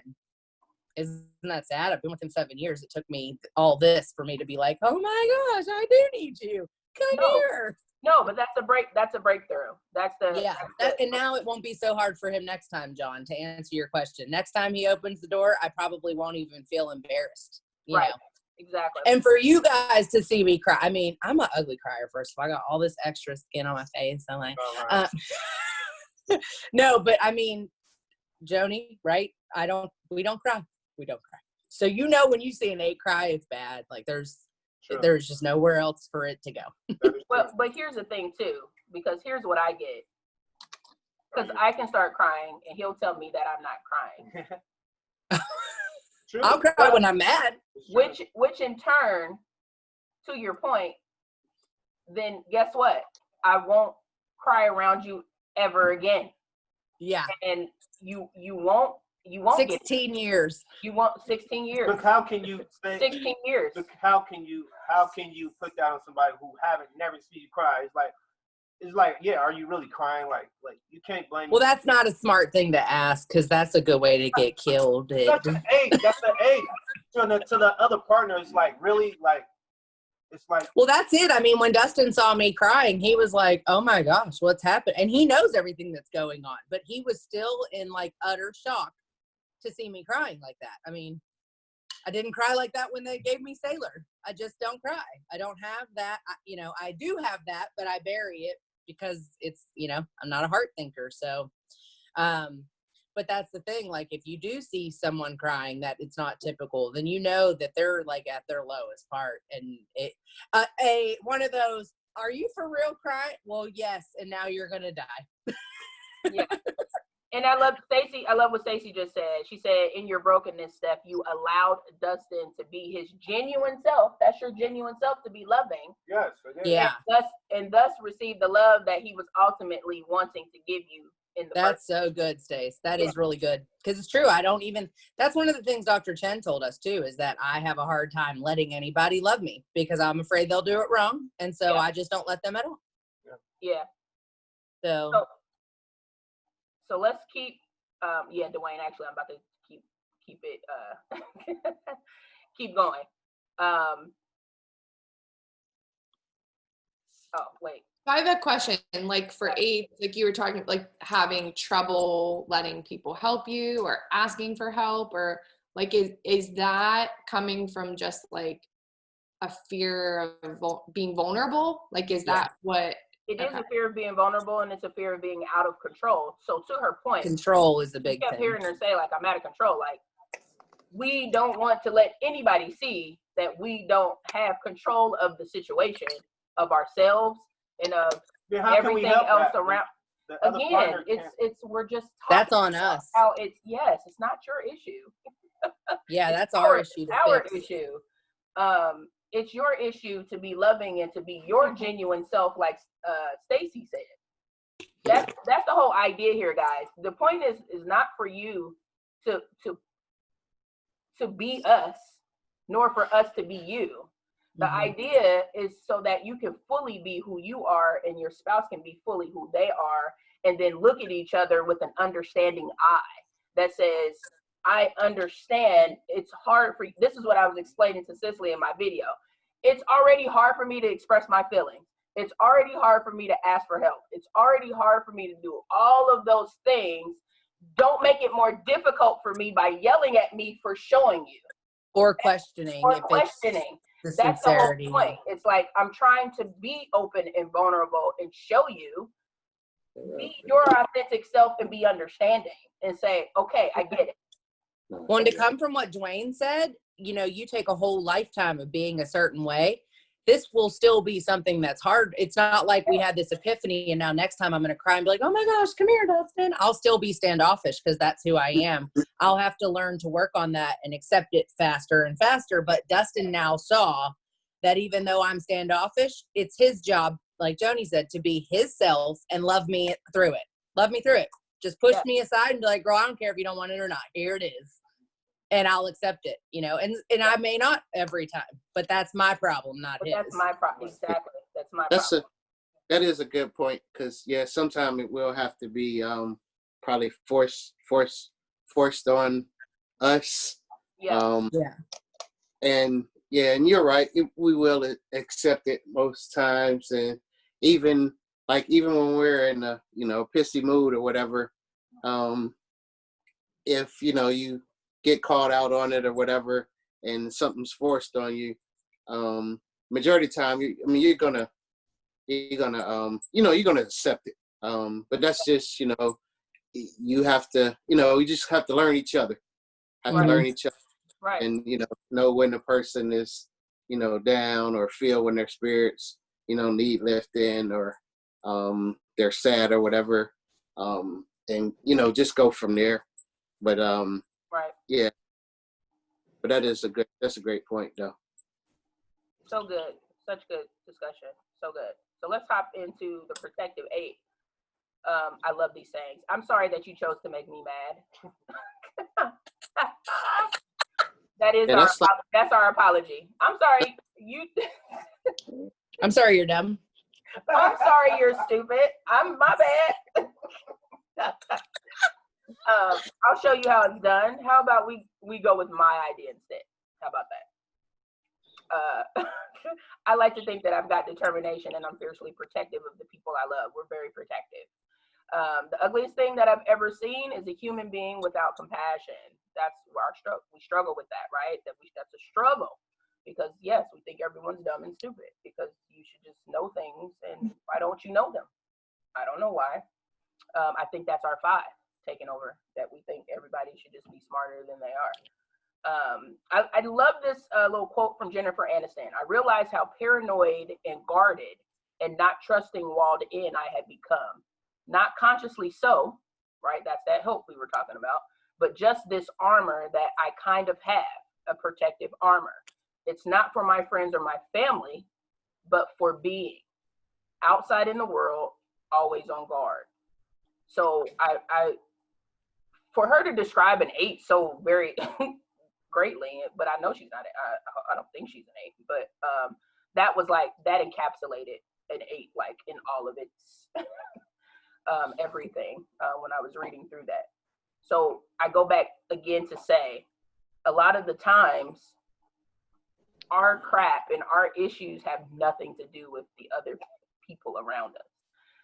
It has everything to do with how we're trying to manage what's going on inside of us, and what's going on with our own emotions, which we have trouble processing, so that we can, half the time it's, and again, it's almost like a 5. Half the time we're trying to figure out how to articulate it properly so that other people can understand. Because to Dwayne's point, because we're constantly misunderstood in the way that we say things, we almost do fall to that head triad of trying to figure out, okay, well, how do I say this right? And then trying to say it right, it never comes out that way. It always comes out wrong. It always comes out too forceful. It always comes out too aggressive. It always comes out very bluntly. And that's that grace that we then need to be like, okay, yeah, no, I didn't mean that. That's not what I meant. I didn't mean it how it sounded. Is the constant circle. Yeah, I did mean it, but not in that context. I meant what I said, but not for it to come out the way. Dwayne, I'm gonna pray for you. Right. I still did, but I ain't mean it that way. It just ain't sound good. It didn't sound good. That's crazy. Hey, the protective challenger. We are inspiring. We are the natural leader of things, but obviously we're domineering control freaks. But we are willing to take the heat to get results. So you need 8 friends, especially if they mess up your order at the restaurant. Just tell me to I'll get it fixed for you. Not a problem. I have no problem saying anything to anybody in order to protect those that I love and to protect those around me. My motivations are, protect themselves from harm and from control, fears of being, as we just had the great discussion, of being weak, vulnerable, and underestimated. Again, it's why we constantly are like, okay, I got it. Don't worry about it. I'm going to make sure that I get it fixed. But that's where that assertiveness comes in, that self-confidence. We're intense. But the 8s have, almost like the 2s, a very big heart, especially once you get close to them and once you can get where they trust you. So if you get inside of an 8 circle, that if they let you in, you will start to see that they are very big hearted. Are you done being sarcastic? John, you're about to get smacked. Are you done? I feel like with an 8, do you guys feel, you fellow 8s, there's a sense of, I have to feel that you're actually genuine. Like I feel like, I don't know if it's an 8 thing, I guess it is. You feel like you're a very good judge of character. And if I feel like you're just fake, I'll keep you at a distance I'll wait until I see if I see that you're actually a real person, then I'll let you into that circle. But if you're not, and I don't feel like you're truly like showing me who you are, and you won't fully show me your heart, or you won't, whatever, I'll just be like, okay, I don't really have time for that. You'll be over there in the background somewhere, and then maybe someday we'll talk. Yeah, no, you're not by yourself in that. No, I mean, I'm just saying, and yes, most times we are usually a good judge of character because it's just intuition that we have, a feeling, a vibe. So most times, yes, we are a good judge of character. And yeah, if someone's not being genuine with us, you're better. I might not mess with them at all. So it's just, they wouldn't be close. They wouldn't be nowhere close to my circle if you're not going to be real and authentic. Because like most times I'm going to say what I mean what I say. And it is what it is. So like I say, you're yourself in that. You're not by yourself in that. How, because I'm a 4, I'm sorry. How you want somebody to give you something that you really don't want? See, that's the misconception you have, like Stephanie just explained for the past 20 minutes. We do want it. To me, it's like you've taken the time, like it's like that real thing I'm going back to. It's so overused, and I don't want to use that word, but it's like it's really a good word though. Be it someone being real or fake. So here's the thing. 8s, we're in the I think it's in the Harmony group of emotional realness. Yeah. So that's what it is. We want emotional realness with other people.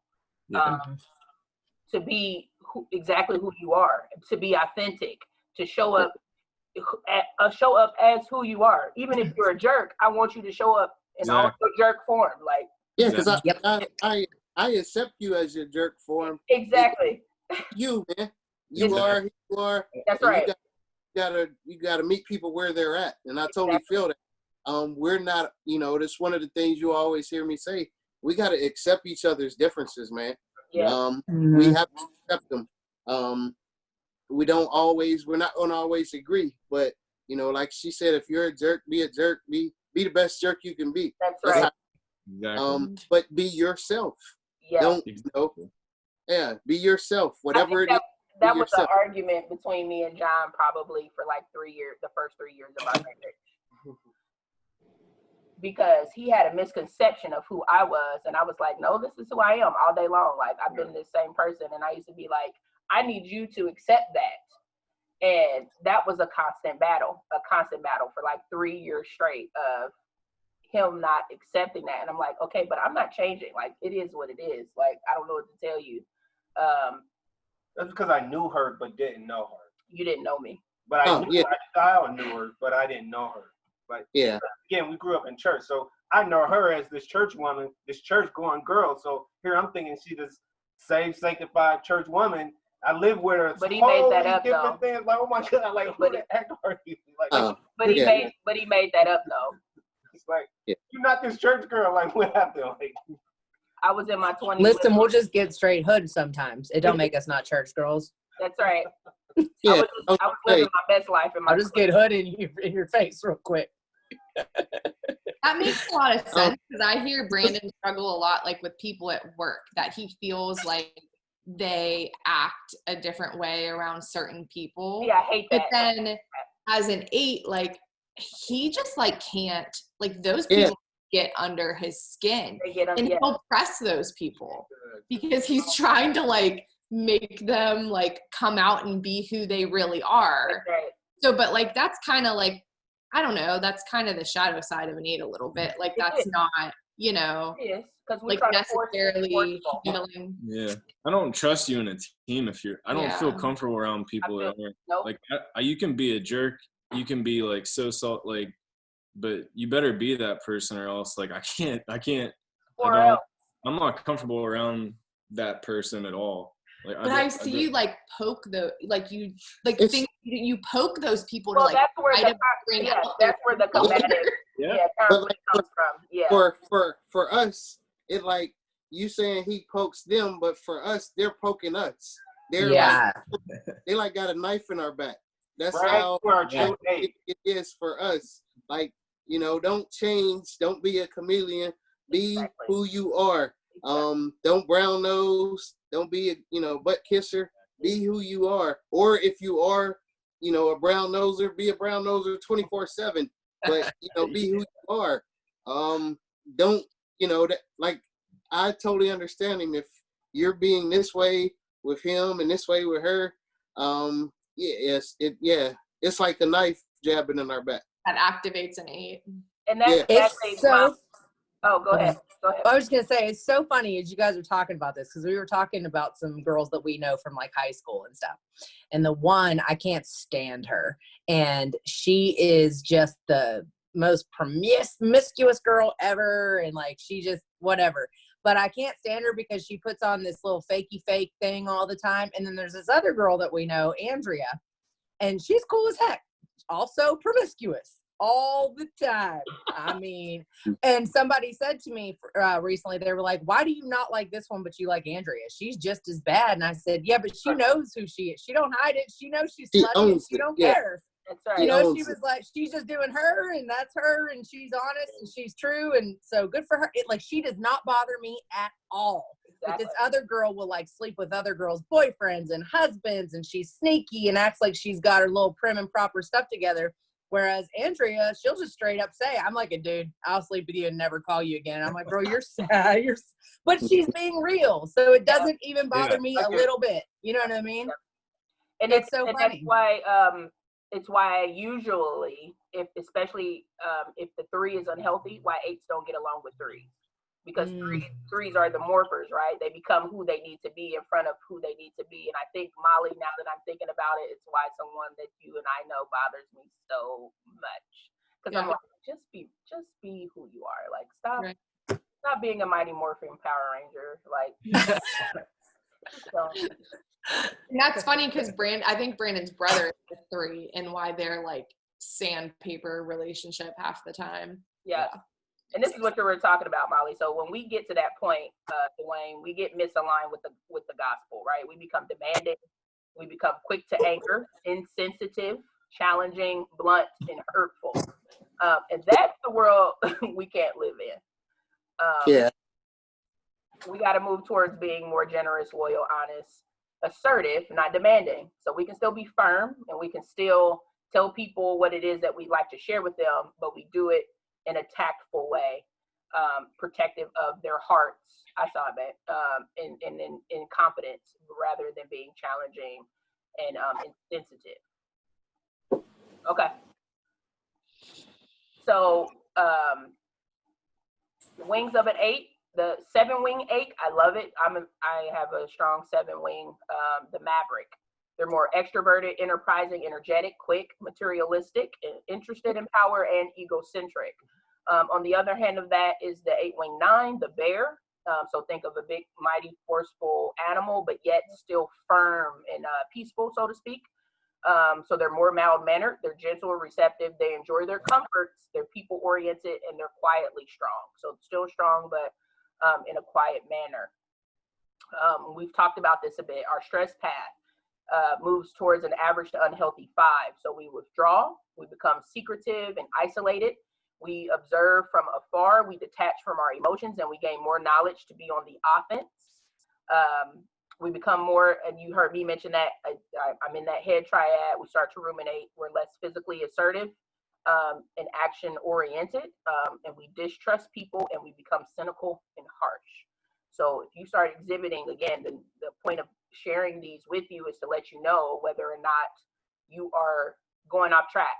These are activations and triggers for you. So if you start to become any of those things, you know that you need to pull yourself back towards the other side, which is putting others before your own self, okay? And you help plow a way forward for other people. So this is what a lot of people reach towards an 8 to make things happen. It's because 8s don't mind moving forward and getting things done for others. They become thoughtful, empathetic, compassionate, caring. They do start to show more of their feelings. They become tenderhearted and more vulnerable to other people. It's sometimes when, if you come across a very healthy 8, they look like a 2, okay? So misaligned, all the way out of alignment, they focus on protecting themselves from those who threaten them. They assume everyone has an agenda. Brandon talked a little bit about this, to be hurt or to control you. Steph mentioned they plan to control others before they can control them or hurt them. They become vengeful if betrayed or harmed. So we definitely don't leave it in the Lord's hands. When we are out of alignment, we take it upon ourselves in order to correct the problem. We plow over others intentionally, and we take matters into our own hands. Okay, that is living all the way unauthentically out of ourselves, out of the gospel. When we are average or misaligned, we use our intensity and our strength and our confrontational style to scare off those who are trying to harm us, or to poke people, Brandon, right? So we challenge and we intimidate others to bring out the truth.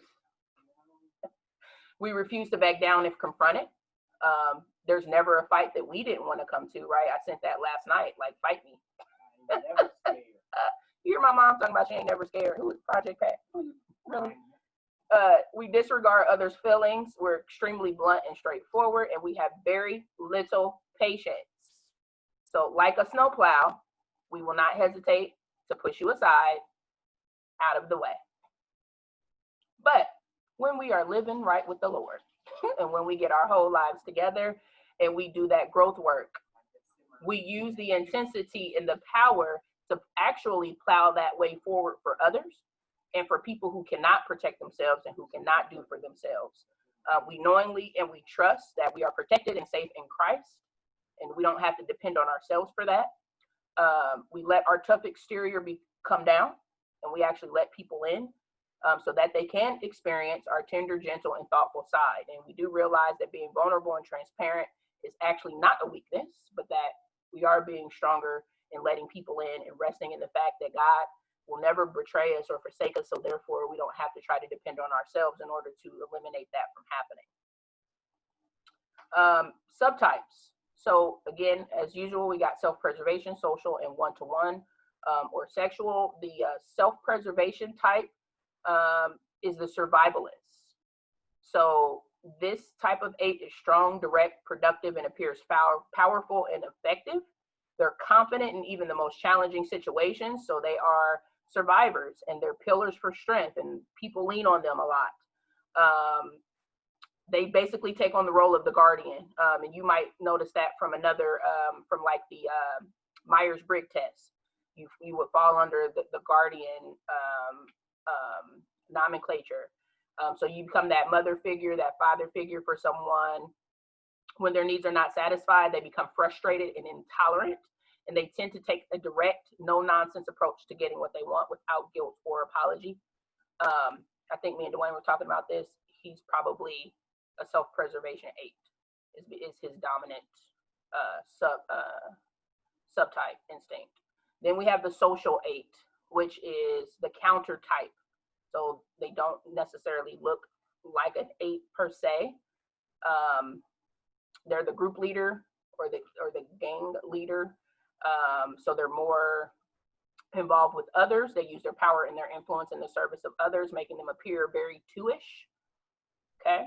And their drive to support others. So again, it becomes a lot about others from an 8 versus most 8s are kind of worried about themselves. So rather than assert their own needs, they definitely take other people into account. They're sensitive to injustice and unfair social norms. They are loyal, protective, and shield people from harm. Unjust authorities, again, if there's any type of abuse of power or someone's being taken advantage of, this 8 is going to help them, these people out. Even though they prefer not to be too vulnerable, they do invite people to who they are close to for feedback and, you know, for them to be close allies. I would say, Brandon, you probably exhibit more of this subtype. Would you agree with that? Yeah. Johnson, yeah, I do. Yeah, I told Molly that. She's telling me to shush. She's trying to listen. I agree with that. And then we have the commander, the one-to-one 8 subtype, key possession. So this subtype is the most rebellious 8, provocatively breaking rules and standing out as a rebel. Stephanie, an iconoclast, trailblazer. Okay, their impulsive and desire for intensity may seem like a 4, which is her husband, which is funny. But these are rooted in an unapologetic drive to create change.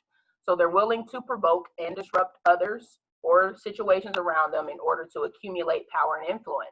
They have a desire to serve a worthy cause, but they prefer to do so from a central or leadership position. So I'd probably say, Steph, you are the sexual one-to-one subtype of an 8. I would agree. Sailor agrees as well. Me and Dwayne are more the self-preservation 8s, the survivalists, mostly because also we were raised by a 5. So we have more of that concern about our needs and our resources and things that. Who is that, Dwayne? About to say something? No, not when about to say that. Oh, okay. Mute you. I'm gonna mute you. So what 8s need to do? Put to death our core weakness of the lust for intensity, because that's what we'll start seeking out, and that's where that control and that fear comes up, and we start to have those fears of being harmed, manipulated, betrayed. But we know that again, we are never forsaken, and that comes from Christ. So we need to bring to life our heart's core longing, that Christ is our true advocate. He's going to stand for us. He's going to protect us. He's going to ensure that we have everything that we need, and it needs to come back to that. Okay. Our hidden struggle is a constant need to look strong. We've all talked about this earlier in our discussions, to be independent for fear that we'll be harmed or exposed to, like Steph was saying in the car, like we don't want to be exposed to that. We don't want others to see that we do have a tender and a soft side.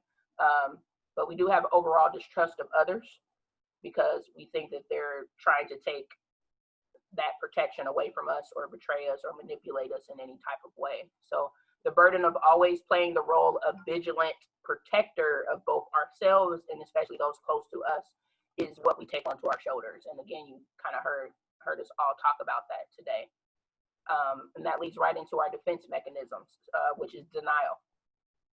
So 8s, 7, 8s, and 3s have trouble accepting reality and accepting things for as they are. So 7s, 8s, and 3s naturally like to reframe and say, but actually this is what's happening. But actually this is, let me tell you what it is. So to present a strong interior, we must deny the reality that we're actually even human and like that we got this. We're Superman, Superwoman. To deny that we're vulnerable and susceptible to being harm controlled and at the mercy of injustice, just like everybody else. We don't fit in that box. Like that doesn't, define us. So, but by denying any weakness, we view ourselves as invincible and capable to competently control our life, okay? Because this is the ability that we're utilizing in order to help us forget, to ignore unpleasant things, to deny that, that people are hurting us or, we're being insensitive to other people. That ends up coming out because we haven't allowed ourselves the ability to even be open enough to see things for what they are. And this is what I was mentioning about 7s, 8s, and 3s, right? So that's our stance. We're assertive, we're forward, we're direct, and we move against people. We do not move towards them, and we do not move away from them like the other stances. We move against people. So we are not going to back down when things are happening. We're going to stand up. So we seek that independence and autonomy, and we push others out of the way in order to get it. We don't like to be controlled. We believe that we should take charge with that assertiveness, and sometimes that's where the confrontation comes into play. So usually 9 times out of 10, if you're arguing with an 8 or something is happening where you are not getting along with the 8, is because at some point they felt like you were trying to control them in some type of way. So if you're ever arguing with an 8 spouse, take a step back and ask yourself, right? This is even a snap for the opposite spouse, even though you may not be experiencing the issue, and to ask yourself, what is it that they think I'm trying to control? What is it that they think, how do they think I'm trying to betray them in some type of way? How do they think that I'm not protecting them in some type of way? Or is there some type of an injustice happening? So if you can walk yourself through those questions on when you're arguing or coming into some type of a debate or a confrontation with an 8, it's probably one of those things are happening, and you need to ask yourself, which one is it in your mind, and then even stop to ask the person, the 8 that you're talking to. Okay? Sorry, that's huge. Yeah. How am I making them feel? If I even sniff you have an ulterior motive, I have just deleted whatever you want to do. Yeah. I'm probably not going to be on board with it. You know what I mean? Yeah. Like if and I can see through a lot of things. So if I even sense that coming, I discount it pretty much right away. So if you are in a debate or an argument with an 8, take a step back to ask yourself, number one, do they feel like I'm betraying them in some type of way? Do they feel like, am I doing something that is not protective of them or our family? Like, right, so them and people close to them, do I feel like I'm interfering with that in some type of way? Ask yourself, am I trying to control them in some type of way? So did I tell versus ask, right? Think social styles. Like, did I try to tell them to do something versus did I ask them to do it? Right? Which one was that?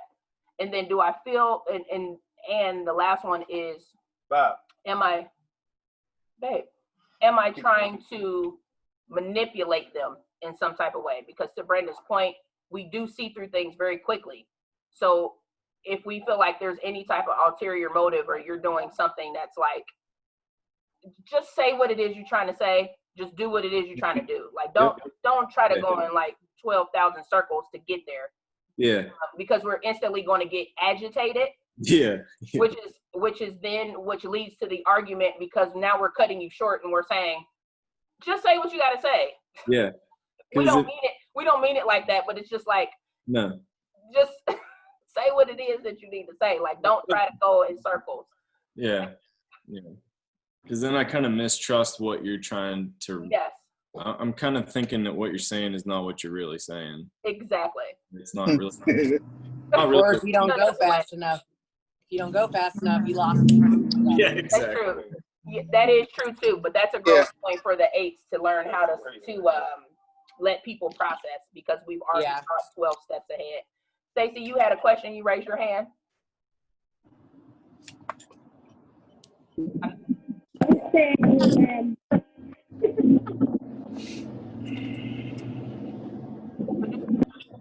Oh. Maybe type it in the thing. I don't know. Well, she raised her hand, so I was trying to make sure I got it. Okay. So I was just gonna say, all of those are good points. I feel like you do process stuff a lot quicker, and one of the things, I'm still working on it, but have to learn and realize that everybody doesn't process it, or it's not where I'm at with it. Right.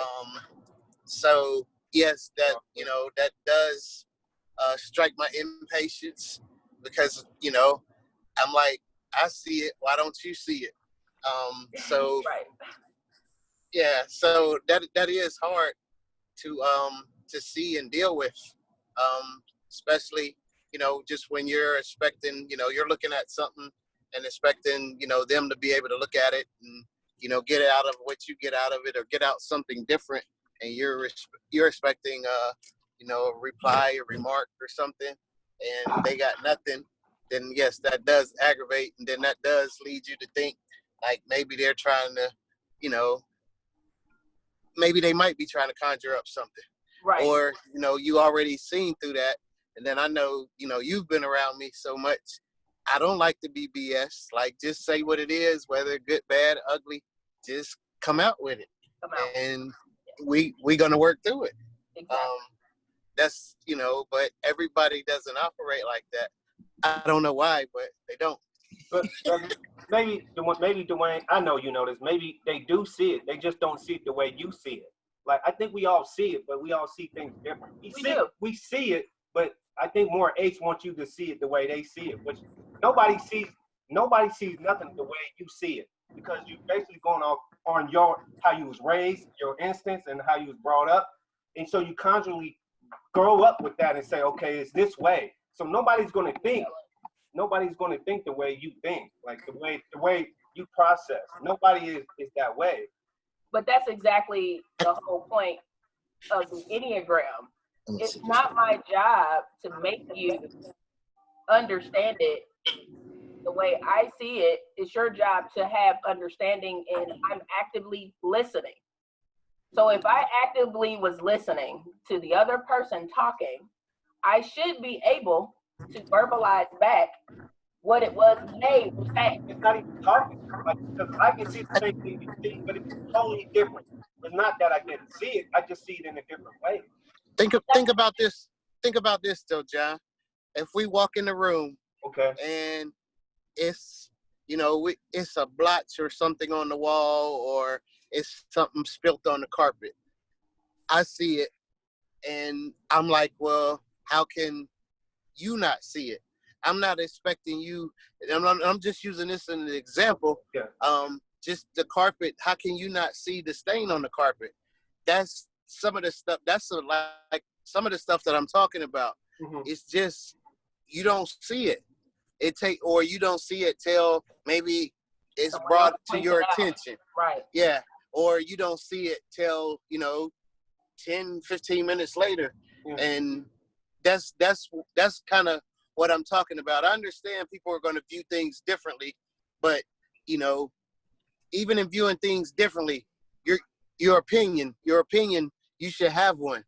And if you go in a situation and you don't have an opinion, then that's like either you're not there, or you don't want to say it because you think it might be viewed this way or that way.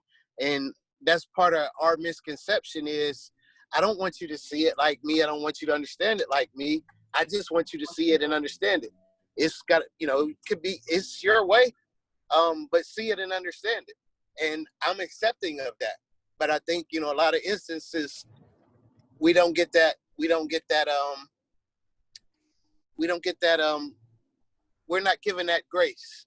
It's, you know, just automatically assume that, you know, we're expecting everybody to be on, you know, see it just exactly how we want to see it, or do it exactly how we wanted to do it, because, you know, for whatever reason, that's how it's assumed.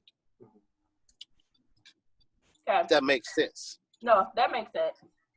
And that's. I was gonna say. Go ahead, Brandon. Before you even went down that path, that I feel like the aides. All right, Brandon. I feel like the aides can be susceptible to jumping to quick conclusions that aren't always correct. That's correct, because we've got it through already 12 steps ahead. You're exactly right. Yeah. So many times they may be very maybe very observant, jump to conclusions correctly many times, but I've seen it where aides jump to conclusions very quickly, and they could be completely off base. That's true, bro. And that's why I go back week 6, active listening.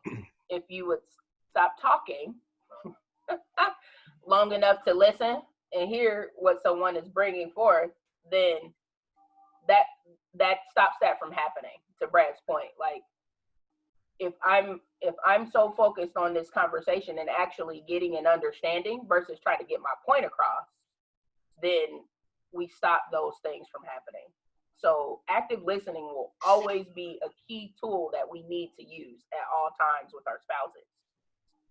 That way we understand what they're trying to say. And then when it's my turn to speak, then they can use active listening in order to understand what it is that I'm trying to say. But we can't try to get both of our points across at the same time.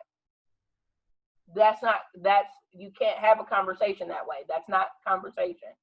That's you trying to have a monologue and me trying to have a monologue, and we're both basically going at each other. So we have to learn how to have one piece of communication happening at one time so that one person can get out what they're trying to get out, and I call it in Get My Life course, empty their bucket. So let people learn how to empty their bucket first before you start bringing all these other 5,000 points. And that is, again, a growth point for an 8, because we've already thought the whole conversation through, and we're like, why can't we have this conversation faster? Like, why are we still talking about this? So that is a growth point for an 8, to learn how to slow down, be in the moment, to Brad's point, actually understand what the person is trying to say versus assumiciding what they thought the person was trying to get across. Yeah. Can I say something? Absolutely. Good one, Brad. I just want to point out that the being open-minded to conversation and the combination of the denial and the not being wanting in control really plays a big toll in being an 8. My dad was a very unhealthy 8. And well, first of all, let me say, this really applies, we go through different stages in life. So I remember you saying, Joni, in life that you wish you had this tool when you were younger, or your teachers did, because they would ask you to become a leader in class instead of pressing you down, putting you down, with the things you wanted to do. But anyways, and they took down your leadership. But then when my dad was old, and this is the point I want to point out, he was not listening, and he gave us a really hard time for him to stop driving. I don't know how many accidents he had before he actually made the decision himself, not by listening to us or by the facts that were going around him, to stop driving. Plus, he lost all his money submitting himself into a business that we as family sat down with him and explained to him not to do it. He did not listen. I don't know if he was in denial or if he was feeling that we were trying to control him. Both. But he lost all his money. Yeah. So in the stage of life when you become old, how do you keep this healthiness? How do you as an 8 work it out so that you don't become a burden to your family or to your loved ones, but you still feel you're in control and not really having to process denying what the reality is when you get older. So if they've never had any of this type of education, right, to your point about that, like your dad not having that, but you do, here's where I was talking to Molly. You have to step back and say, does he feel like I'm trying to control him? Does he feel like I'm trying to take away his liberties? Does he feel like he's being, betrayed? Because he probably thought he's being betrayed too. Like, I'm capable and I got a mind and I can drive and like, I know what I'm doing. So if you start to understand As that, a man, yeah, especially as a man, and especially if they feel like his liberties are being taken away, then that asking goes a long way. That helping him process goes a long way. Saying, okay, so what are the alternatives, Dad? What are the alternatives? We don't want to get in accidents anymore. Can you agree that accidents are bad? Yes. Okay, accidents are bad. What are alternatives? So helping eights to process is exactly what this whole last minute of conversation has been about. We process too fast, right? So we ain't heard nothing. We ain't walked through nothing. We're just like, go, go, go, go, go. Because we're in the gut triad, our natural inclination is to do. We think and we do. We don't think about impact, right? We're feelings repressed. So we have to have someone help us bring in impact. And that would have been the piece for your dad. He's thinking and he's doing. I'm driving and I know what I'm doing, but he's not thinking about impact. What is the impact, Dad, of you to continue to drive? What is the impact?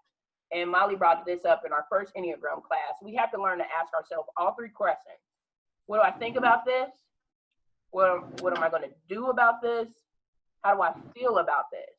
So if I haven't walked myself through all three, which is us being holistic, right? Then I'm missing something. So I'm always going to be repressed in one of these centers for every single number, all of us. So you have to understand which one you're repressed in, and that's the one you got to lean into. That's the one you got to lean into for growth.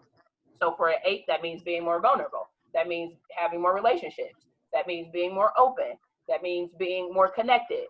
That means processing our emotions, right? Things that we don't normally could care less about. That's where we got to lean in the most. And Dwayne, I would say that's probably the biggest piece for you to start to help make that paradigm shift, is to lean into your repressed center, which is the heart triad. Yeah. See, look. I was gonna say this. And you say we think too fast. I think in my former career, I take a lot of information in. I gather a lot of data before I make my decision. And my decision is usually based upon what I feel is best for the majority. And even with my household, the same thing. I take, their feelings into consideration. However, I'm going to make the choice that I feel is best, for the situation or best for the family. And the feelings probably are on the lower end of the spectrum. I'm doing what I feel is best. And, and I think a lot of us process like that. For us 8s, I think we take a lot of things. We take a lot of data. We do a lot of research. We get a lot of information. So we're making an educated and informed decision. But it isn't educated and informed too much about feelings. Even though we do take those into consideration, our decision isn't based upon feelings.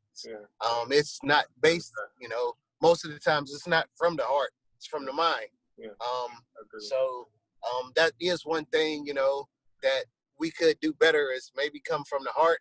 It's going to be, a little bit harder. We have, certain instincts and certain intuitions as to pick up on other people's feelings and other people's senses. But when it comes to ours, whatever. And that's usually just, just how it is. Yeah. That was good, Dwayne. That was good. But that's the growth that the 8 has to encounter. And it's not that feeling should take over, right, and become more important than our IQ station, right? It should be equal. So it has to be weighted. It's three parts. I have to consider impact. I have to consider the logic of it before I decide on what the action is that I need to take. So if I haven't considered them equally, then I'm doing the situation a disservice. So let me ask you this, and I'm not being facetious at all. When she gave you those three things, what was the third one? So this is the triad. Yeah, this is how the Enneagram is set up. So it's set up with the heart triad, 2, 3, 4, the head triad, 5, 6, 7, gut triad, or the doing triad, which is what we're in 8, 9, 1. So the idea is to be holistic, where we're operating out of all three. Got you. I was just asking, I guess my question was, when she was given the three things that we need to take into consideration, was feelings number 3? No, no, it's not in the hierarchy. Got you. Okay. Yeah, right. Yep. Just walk yourself through it. How do I feel about it? What do I think about it? What am I going to do about it? Okay. I was going to throw in, as a 5, the frustration that I can have with an 8. I think this probably isn't just something for me. I don't think so either. So as a 5, you've thought through a lot of things. You have a lot of information on a subject, and an 8 might as well have a lot of information, as Dwayne was referring to.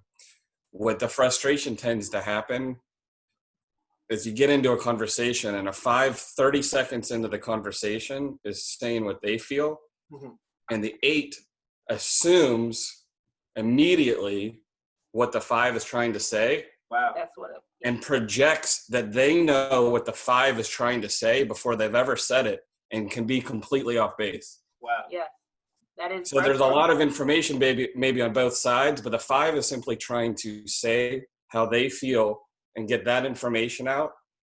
And it's like a lot of times the 5 can't even get it out before the 8 is trying to say how the 5 feels. Wow. Yeah. Well, That's a great point. Yes, that's always been a problem. That brings like us into a stalemate, because I'm trying to express to you how I feel, but you're telling me how I feel. But like, you are so out of touch with any sort of feeling. You know what I mean? So like, then it just sends you on a crazy cycle, and it becomes like an issue that can never be resolved because there's no active listening. And that's something. Go ahead. I'm sorry. Go ahead, man. I was just gonna say, I think, and then I know that does happen a lot, but I was gonna say, I know for me, in that situation, I usually don't care about your feelings. Right. And I mean, if I'm being honest, I usually don't care about your feelings. I care The about the 5 doesn't either. But it's so when you say I'm trying to tell you how I feel, you kind of lost me right there. Wow. What you meant to say is, I'm trying to tell you what I'm trying to say.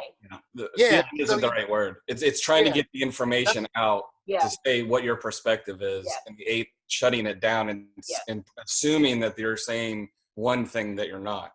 Yeah, because I was gonna say, it's just probably just the word feeling. When you said feel, you probably lost the majority of the 8s right then and there. If they're all being totally honest, you probably lost them. Feelingless children. Yeah. Look, I told my mom, good job. Feeling's the wrong word. Feelingless children. She's an android, she said. Part of the reason. So, yeah. Like a lot of 8s, when you're discussing, like, when you want to discuss feelings, we don't want to go on that street. Like, let's stick to the facts here, buddy. And I'm just, not, poo-pooing on anything that you said, because it's absolutely right.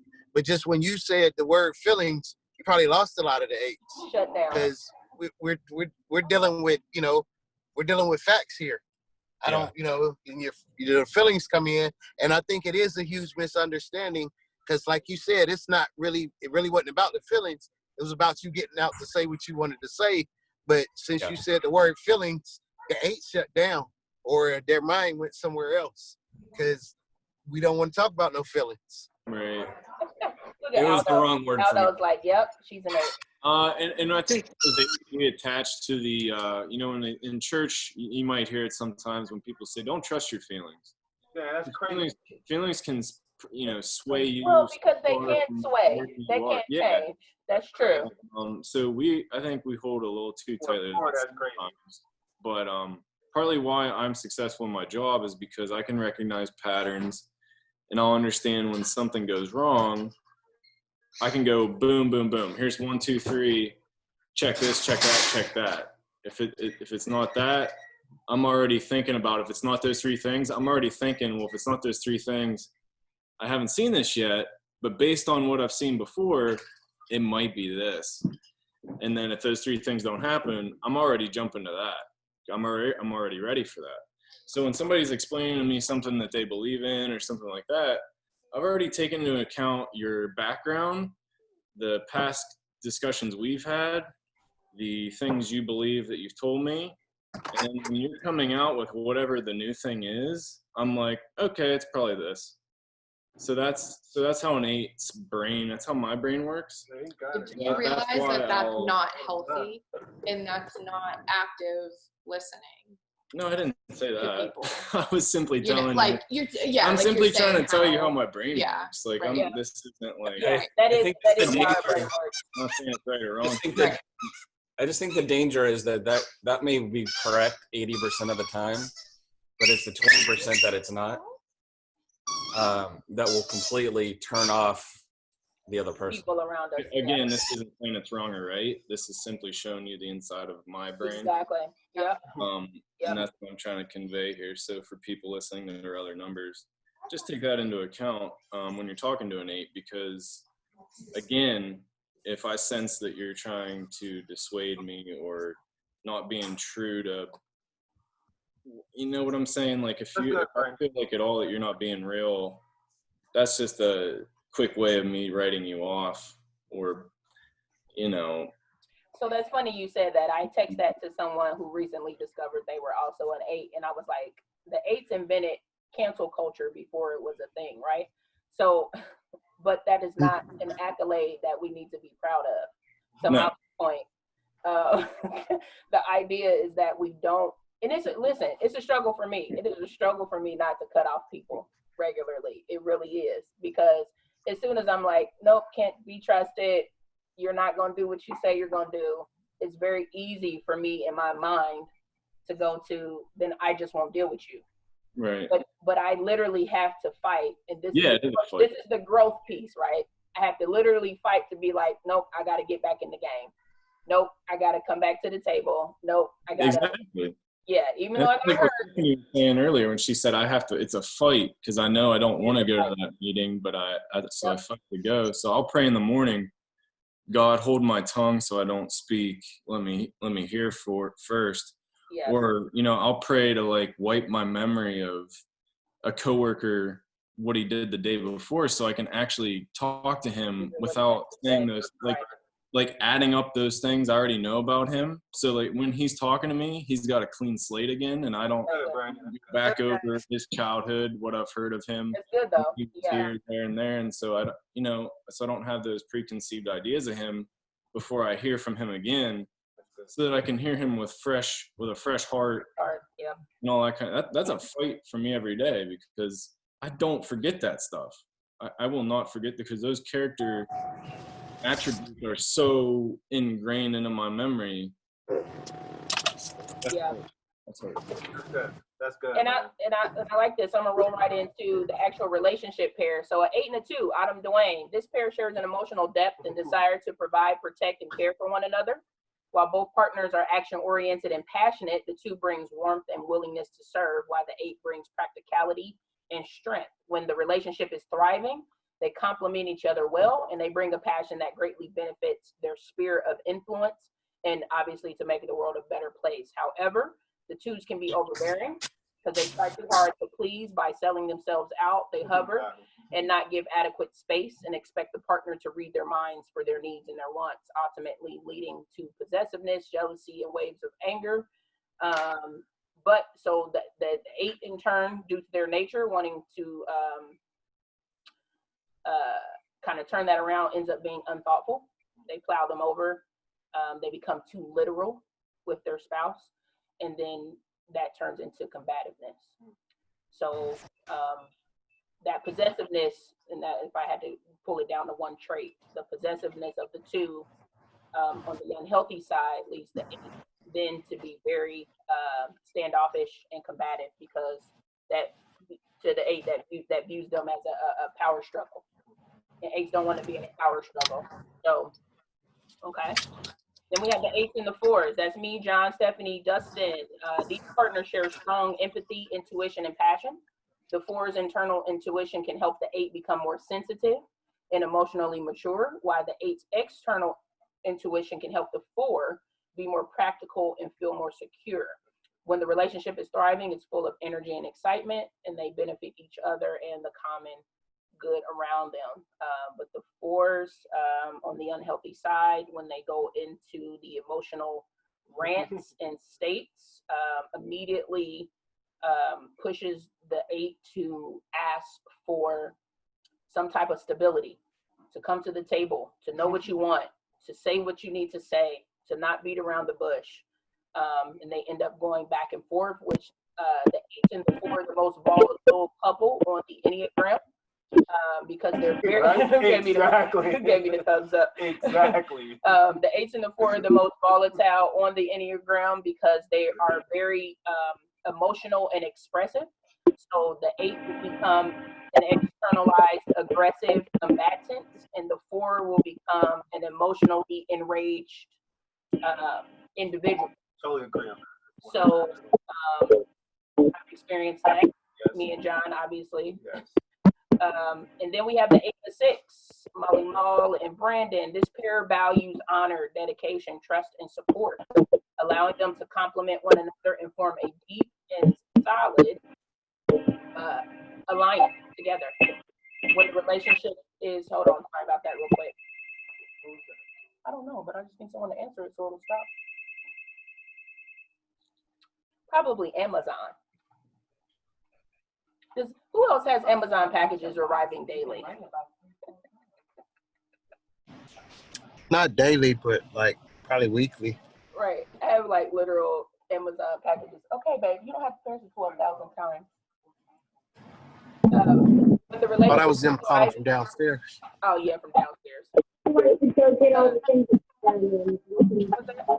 Let me mute you. Hold on. Sorry.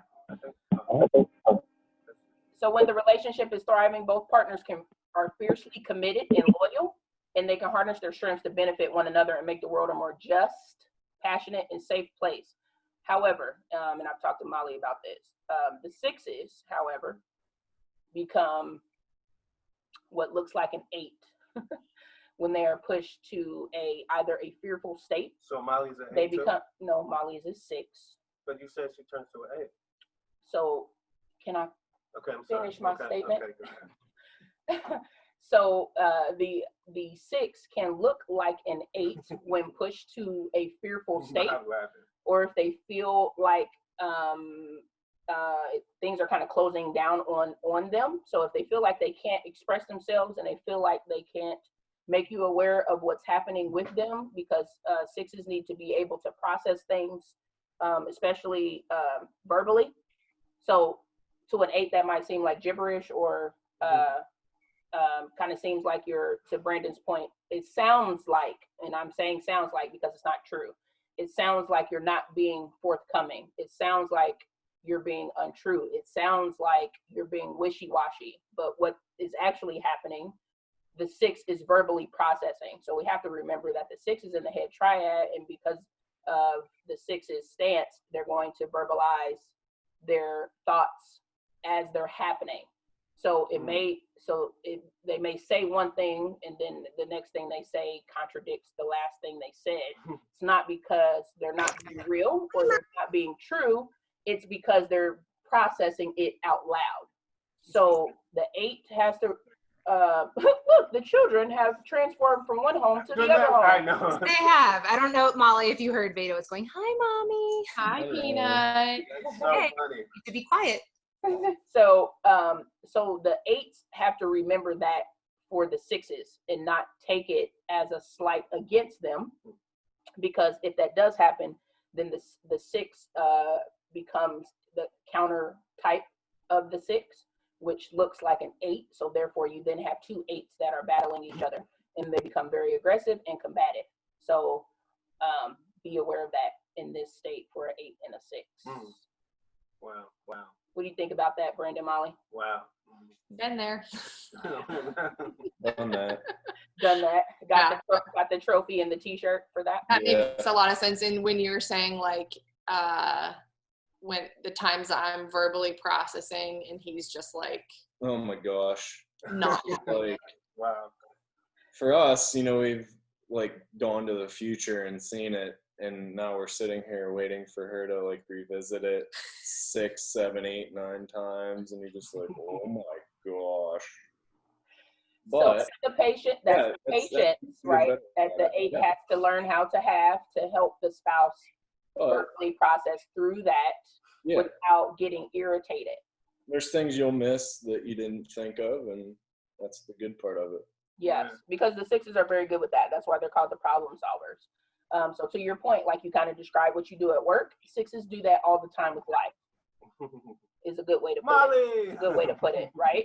So that's basically what 6s do. It's why we want them on teams, because they will think of every scenario. They will think of everything that could go wrong. And a lot of times we do need to know that for in a lot of situations. So our approach to conflict, we take a reactive and emotionally charged approach to conflict, and we focus on the magnitude of the issue and our spouse's response to it. So we care about both. Our desire and priority is to give full weight to the problem. So stop acting like it's not a problem. I don't know how many times I've made that statement. Stop acting like it's not a problem and let's address it. Look, Veda's like, hey, Mom. Hey, we got Miss Joni's talking. Say hi, JoJo. And 8s want to have the ability to also express their feelings about it. So although you think we don't have feelings, we do have feelings, and we want to express them, especially in conflict. When we're misaligned with the gospel, we perceive our partner to be overly sensitive and slow in directly solving the issue. So that's why, again, we're impatient. Hurry up. Come on. Like, we lose our sensitivity. We can become unaware of the intimidation that we're exhibiting, and that's that intensity that we're giving off. So it's almost like a radiation of heat that you can be experiencing with an 8 during conflict. They are raw, direct, and blunt in the delivery of their message. And it keeps, but 8, we'll hear this, it keeps your partner from receiving it. Okay? And then we even wound or threaten them, and that obviously exacerbates the issue at hand.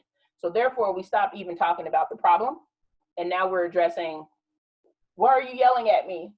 And it's like, we ain't here to talk about why I'm yelling at you. We're here to talk about the problem.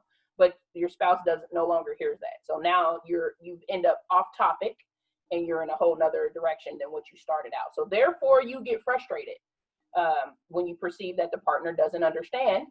We talked about this, several of us, and thoroughly acknowledge the weight of the conflict. And this feeling activates your core fear of being powerless, controlled, and at the mercy of injustice. Okay? So, but the idea is that we move towards being softer, optimistic, encouraging, tactful in our delivery, so that the partner can receive what we're saying, and that we can move towards reconciling the issue. We need to trust and respond to our spouse when they inform us that we need to dial back down our intensity. So here's what Molly was talking about, those tones. So if your spouse says you're yelling, you may not be yelling, but you need to acknowledge how it does sound and adjust accordingly, okay? Because it's their perception. You may not be yelling, but you may be talking loudly, so adjust accordingly. And then trust and respond to your spouse in that way. Share more of your heart and your vulnerabilities with your mate, realizing that the softer approach will benefit you in the relationship and resolve disagreements faster. And again, bringing that trust back to God, that he's the protector, he's the shield, and remembering he's not going to forsake you or betray you or manipulate you or not protect you, okay? So for the 8 and how we need to relate with your spouse. So all the other numbers, the 2s, the 6s, the 4s, be brief, purposeful, and direct. This is how you can help. Stand up for yourself and for others around you, because that annoys us nothing more than for somebody to be bullied and then no one says anything, because we're going to say something. behave with confidence and strength. So don't approach us weakly or weak-minded or subtly. It's like, just say what you got to say. Look past our strong exterior and see our tender heart, because it is there. Acknowledge how we do like to protect and provide for you, especially men, 8s that are men. And ask clarifying questions and give us the benefit of the doubt, because our overly blunt and assertive speech does not automatically mean that we're angry or attacking you. 9 times out of 10, we're not attacking you, or actually that's probably not what's happening. So ask clarifying questions. That will help diffuse conflict with an 8. Okay? And this one kind of reiterates that. So some tips: step forward to make contact. So don't back down on an 8. If you cower to an 8, that's going to make us poke you even more. And say what you gotta say. Say what you gotta say. Why are you walking away? Come back. Why are you leaving? Because deep down, we're hurt because we feel like you don't care. That's really what it is. I'm just keep it real with you. We feel like you don't care about what it is that we have to say. So we want you to step forward with confidence. Okay? Try avoiding hurting their feelings or being too critical or not taking them seriously. Join them in personal contact and partnership. Ask them to take responsibility for getting what they want versus indirectly blaming others. Stephanie talked about that. Love that. That was a good one. So if you do need help, don't wait till you're already, again, bleeding and on the floor to be like, can't you see I'm bleeding? Versus you needed help hours before, okay? Support their growth by helping them pay attention to their own needs and feelings. Setting up boundaries. Again, Steph talked about that. Saying no when you don't need to engage in everything. Encourage them to take time for themselves. Remind them to breathe into their bodies and feel their feet on the ground. That's important for an 8 because we're constantly on the go.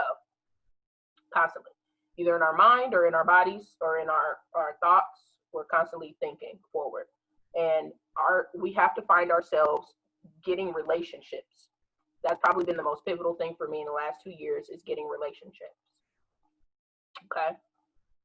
So things we need to do for personal growth. We can read this later for the 8s. I always put this one in here for you to deep dive a little bit more. At our best, we embrace generosity and mercy. We help others. We balance courage and strength with gentle and humbleness. We put ourselves in harm's way for the sake of justice and for others to protect them. And we trust Christ, okay, as our person. So this one we did a little bit at the beginning. So great job. You guys did answer a lot of the questions as far as interviewing the 8s. I think that this one had it throughout, so it was very good. Spiritual renewal in there for you as usual. And our virtue for the 8 is innocence. Somewhere along the way we lost it, especially in our childhood for an 8. Either we had to grow up too soon or our innocence was taken on the other side of that spectrum in some type of way. So that's why we are constantly seeking to protect ourselves and to be confident and bold and be strong, because somewhere along the way we couldn't be that for ourselves, or we had to be it because we were forced to. Okay, so that's what the 8 reaches for their virtue is innocence. Truly I say to you, whoever does not receive the kingdom of God like a child shall not enter it. So God invites us to see our vulnerability, so we will rely solely on his strength, his love, and his provision. Okay? What prayer requests do we have this week? These are the ones from last time, but I know there's new ones. I know Steph has some, like she was saying, with her family and whatnot. Sorry, my allergies are going crazy. Excuse me.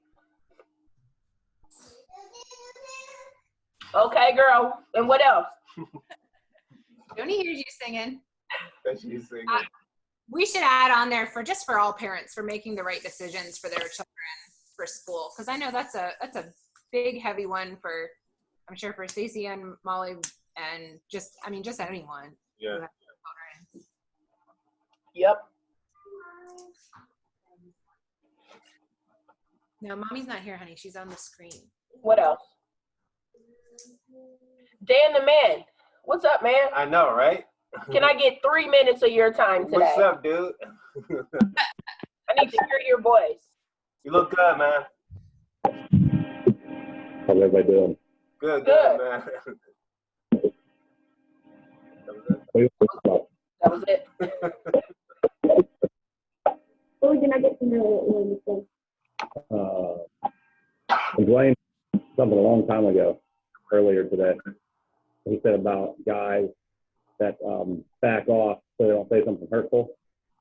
Remember that? Yes. He has like an hour and a half yet. And I think it's Dr. Eldred who does the crazy cycle. And one of the things he says is that obviously just not even with many numbers, it's just guys and girls being different. Because guys typically like the warrior, where if you tell a whole bunch of women, hey, you're going to die for your country, you're going to be remembered forever, women are like, no, I'm out. And guys are like, yes, let's do it. And it doesn't make any sense. But when they get in an argument, the guy knows he has that in him, and he knows he can go into like a hurtful, combative type of a mode. And so one of the things he does is he backs off, and he might wait 2 days to go into that conversation because he knows he's going to elevate and say hurtful things to just win that battle. And the woman sees it as him pulling away. And what do you call it? When the guy pulls away. That's good. Sure. Like disconnect and doesn't want to go into it and resolve the issue, or he's being a jerk because he's doing such, he cares more about himself. He doesn't want to talk about it, but he's actually protecting her his own little way by saying, I'm not going to come down and just throw nasty things off at you because I'm hurt. I'm going to calm myself down because I actually love you. So it's just like a different way to look at it. Yeah. No, you got to work through that and so that you can actually talk about it, but it's just like the numbers are, like most of the guys and most girls are kind of more that way, where guys just want to like have so many bad things to say right now. I'm just going to keep my mouth shut. And she's like, go ahead, say it. Like, I'm not going to say it. Yeah. I'm not going to say it. No, that's very good, because a lot of times, again, from an age perspective, we will poke you, right? So that's good that you recognize that you want to take a step back to gather yourself, gather your thoughts, and ensure that you're not hurting your spouse by just spouting off whatever that's coming to your mind. Win the battle, right? Win the argument. So that's good. That's good, Dan. Thank you. To be his most authentic self right there, because I do. Sometimes I do, because him always making me wait is me like, I know he's going to process through it, and I know he's going to then say, well, what would make you feel better? When really that's not him voicing his opinion. That actually gets down to the root of it for me. Like, I'm like black and white, like in certain things in the 8 say, like, just give it to me straight. Like, if you're gonna be this way, just be that way. Don't like beat around the bush. Like, black or white, just what is it? What are you trying to say? So you can move on. Yeah, but I'm trying to say I just want some peace. So what do you need so that you can give me some peace? That's kind of what it is, I guess. But hey, I have a question. Brandon was talking about some things on like an 8. An 8 is like this, an 8's like that. And as far as like when I see somebody who's like fake one spot here and then they're not fake here, and I can read people real well and all that kind of stuff. Is that just 8 or is that everybody? Because I felt like I can see that too. That's right, Dan. It's mostly 8s and 2s. 2s are very intuitive when it comes to that because they're very relational. So they read people very well because they're naturally wanting to be connected to other people. So I haven't heard that with a lot of other numbers besides the 8 and the 2. I keep trying to tell him it's his 8 wings coming out, but because I'm like, he thinks it's a 9. Well, not 9. It's 9 from you or a guy. No, I just thought of people in general. Like, but I mean, I'm not saying no to her. I'm just saying like the whole, like most of the stuff you guys were saying, I don't think I'm an 8, but like, I was like, well, that's not an 8. That's just people. Like everybody can read somebody and know exactly who they are. No, he's horrible at it. But till Dan's point, I can feel when somebody's sad or when they're happy. Like, you see that? I can feel that. I know when something's wrong. Like, till Dan's point, we all have that. Yeah, we're not saying, okay, so let me clarify. I'm not saying everyone doesn't have some type of discernment. I'm saying as far as the numbers go, 2s pick it up because they're more relationally connected to people and they seek it out, and 8s because 8s are trying to gather whether or not you're being real or not. So there's reasons why they're more, aptitude to that. Yeah. All right, because I was going to say there's plenty of times where I met somebody, I shook their hand, and halfway into the handshake, I'm like, I need to tell the family, I need to tell friends, this dude's a douche, we're going to kill him. They'll do that to me and be like, talking to that person. I'm like, what? I can't be nice to people? He's like, you shouldn't be talking to them. They got like bad things happening. That's the one person. I know that. 30, I said, don't talk to. Like, so because you like have an intuition that this person's horrible, I can't like genuinely be like social and kind to them because they're like have this mind, they have something inside them going on that I can't change. I don't know. Like it's like No, okay. No, that makes sense. Yeah. Okay. I understand both of that. Like I can understand and feel that way also because I'm like, yeah, I read people and I like don't like to be around certain people and I like to be around other people. But then like I know that even if I know that you're like a freak or if I know that you aren't a good person, I'm still gonna find you. I'm not gonna like judge you, be like, I'm not gonna talk to you. I'm better than you. That's how I get from his perspective. But she's like very sweet. So my thing is like if I see somebody, I'm like that sweetness is gonna come across as different than that person. Whenever she like doesn't trust me and like goes and sweet to everybody and one person, I'm like that one person's looking at that sweetness differently. Yeah, I totally get where you're coming from, Dan. I think my character development when it comes to creating portfolios for people, it doesn't, maybe it's just to the extent, because mine doesn't stop at the initial handshake. I'm peripherally monitoring you. Yeah, exactly. And I will file everything away as I see and hear you. It's kind of weird, but like that's what happened. Yeah, and then all those things just pile up. Yeah. Well, to it's like an evidence. It's like a scientific, like in a science experiment, you try to replicate the experiment to see outcomes that happen more and more often, and if the same result happens over and over and over and over again, and that leads you to a conclusion that is why this does that. So in my mind, I mean, that's what I went to school for that, but I think that's just how my brain works. I think it's also a defense mechanism to not be hurt. Yeah, that's true. I mean, that's what I thought of live originally, and pieces of it were because I think so much along those lines. And she's like, "Why are you always thinking?" I'm like, I mean, if I walk into a room of 100 people, like, within like 5 seconds, I've already gauged everybody, threat levels. You know what I mean? Like, who are the people? Me as a 7 feel all of that because then he's like, we can't talk. Why are we talking about person? I'm like, do you not trust? No, it's not that he doesn't trust you. Yeah.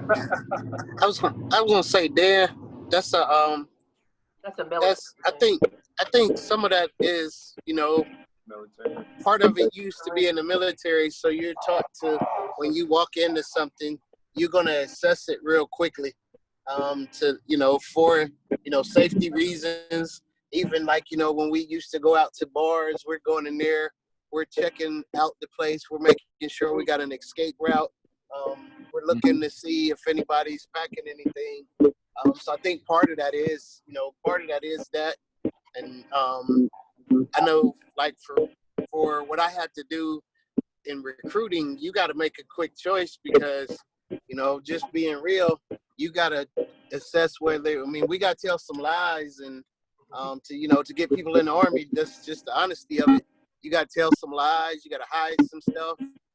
So I got to know real quick, can I trust you or not? And, if I can't trust you. Losing you, buddy. Well, we're out. I was going to say, yeah, my bad. But just, you got to make it. Yeah. We get it. Yeah. Okay. Well, awesome sauce. Thanks for coming back again, Bob. You waited it out without Teresa. Yeah. Dan, do you have a 10? Dan. Do you have a 10? Like a suntan? Yes. Only here and here. We can see it. It looks pretty good on you, brother. Yeah. Looks pretty good on you. That's Mario doing. You've been outside working on the new deck.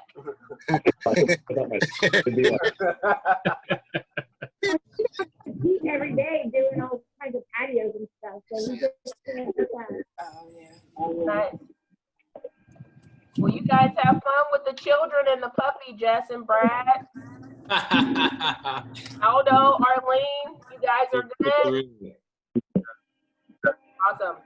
Bye, Teresa. Bye, Harper. Bye, Veda. Thank you. We'll see you later. She's like, wait. Don't leave, mommy. Oh, God. Hi. Her hair is getting so long. Yeah. See y'all. Have a good week. Later, Bob. Yeah. See you guys later. See ya. I think this is really funny seeing JoJo, Miss Stacy, and Mommy all in one place. Exactly.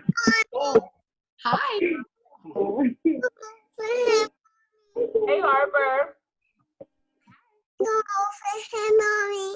Okay, I'll come over. I'll come get you, okay? JoJo and Miss Stacy. We'll come get you, honey.